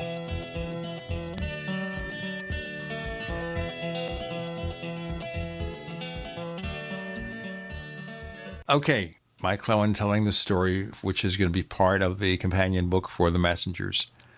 All right, so she sits down for a moment. And then she hears owls hooting, and she takes her shoes off. Which is something that shows up in David Paulides' thing. And then she sees UFOs, but she describes them not as metallic craft. These are kind of transdimensional orbs that kind of pass above her, and things get very trippy. And I literally said, like, wait a minute, are you going to take any mushrooms or LSD or anything? So nope. That's the story she tells. And so she's gone for a number of hours, which seems like just a number of minutes to her. Her boyfriend finally finds her. The sun is down at this point. And he says, where have you been? She says, I've been right here. And I said, no, you haven't. I've searched right here. And then there's all of these odd synchronicities that are associated with this story. It gets very complicated. This one is so tough to almost wrap my mind around, because her explanation of it is so ethereal and trippy. Now, there's elements that show up in David Paulides' work. So I sent him this little essay, and we exchanged a few things. And he, to give him to his credit, he was basically like, listen, I don't know who you are. I'm going to be very careful. I don't want to say anything, because if I get quoted out of context, it just doesn't, it'll be. I think he had bad luck with that. So I was like, fair enough. He also, David Paulides, does Bigfoot research. So he put me in touch with a Bigfoot researcher. And I feel like the Bigfoot researcher, I'm drawing a complete blank on his name right now, implied that there was an owl connection. Bigfoot researchers will often have odd owl accounts in their stories. Just this very quick one that he shared with me. Someone saw, a Bigfoot in this area, and then they went into the woods and found this great big giant pile of feces that didn't look like bear feces and didn't look like, moose feces or anything like that. So, and as they were sort of, bagging it up and examining it, the whole time an owl stood on a branch and watched them doing this. In full daylight. That doesn't prove anything. These are kind of the anecdotal tales that just accompany this stuff. So my sense is, and I actually asked Rosemary Ellen Guiley this, in a way that my sense is that the Bigfoot thing, no one's ever going to capture a Bigfoot. No one's going to shoot one. No one's going to take one to the Smithsonian. It ain't how it works. This is some sort of interdimensional spirit entity that can manifest physically in a way that it can leave footprints. I've talked to enough folks that have done Bigfoot research, and they just tell stories. Oh, we followed these big footprints off into the open meadow in the snow, and right in the middle of the meadow, poof, they've stopped. Nowhere for this thing to go. They don't understand how the footprints could have stopped. So something very unusual is taking place. The question I asked is, there's a kind of divergence in the Bigfoot research community between the nuts and bolts researchers who think this, well, I guess it would be flesh and blood researchers who think this is like a big ape that has somehow eluded scientists forever. And then on the other end, a very small minority. The Fortean researchers. The Fortean researchers, the minority who are saying, oh, this is something much more unusual.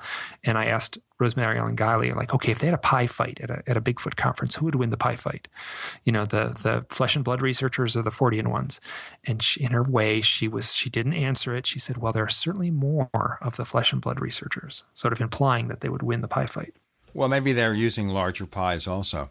Perhaps, yeah. Pies do have a remarkable similarity to the shape of a UFO, so we can add that in too. So, My brother, rest his soul, had a Bigfoot experience where there were 5 footprints going across a road, and coming to the road and leaving the road, there were none.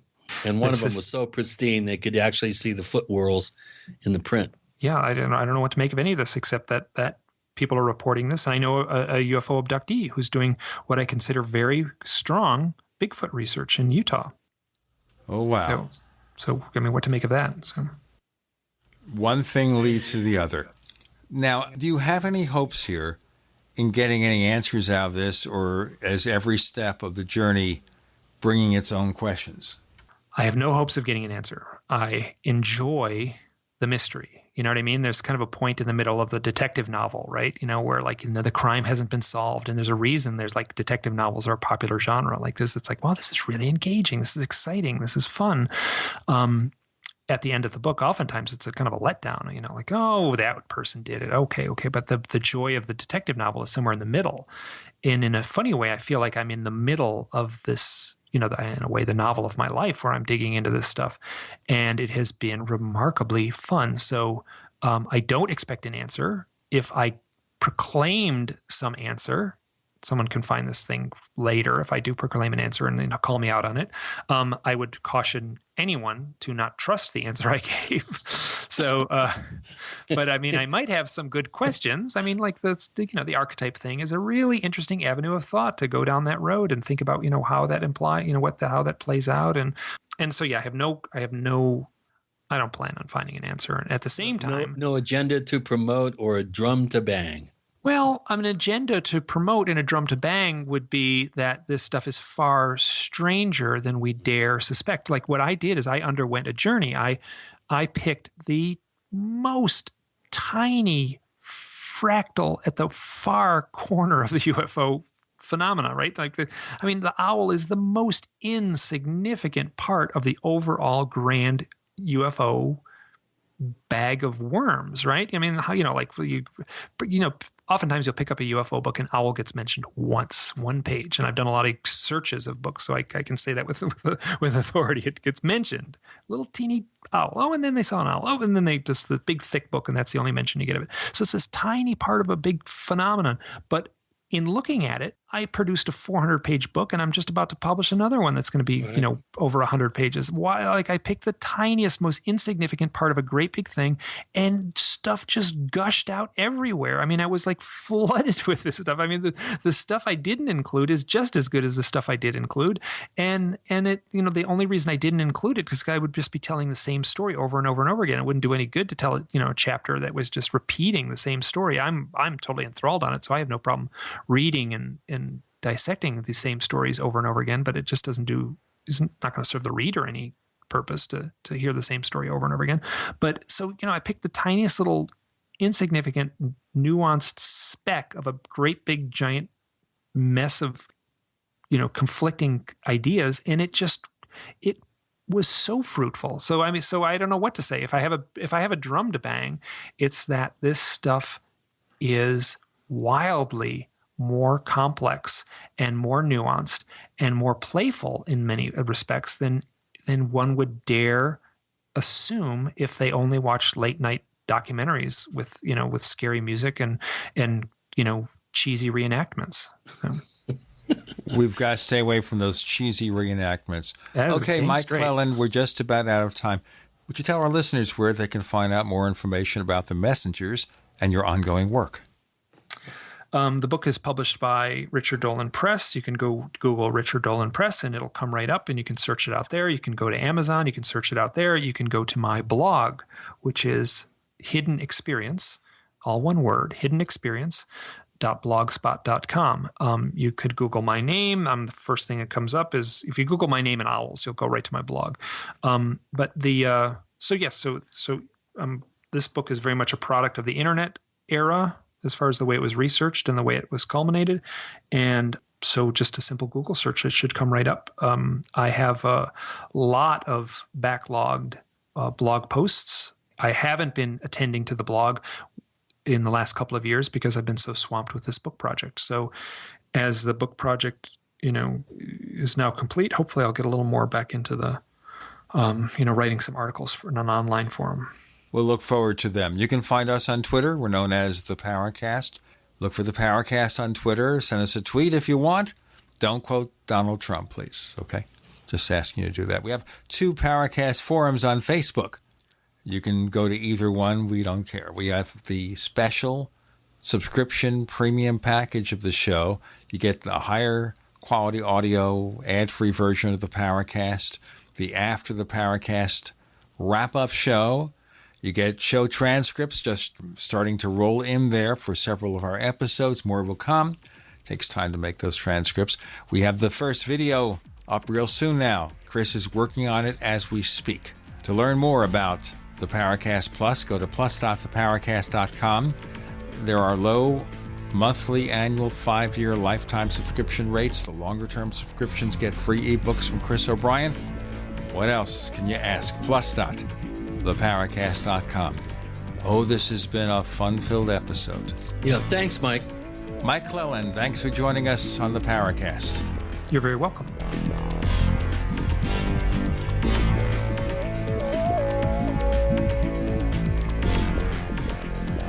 The Paracast, featuring Gene Steinberg and Christopher O'Brien, is a copyrighted presentation of Making the Impossible Incorporated. Tune in next week for a new adventure in The Paracast.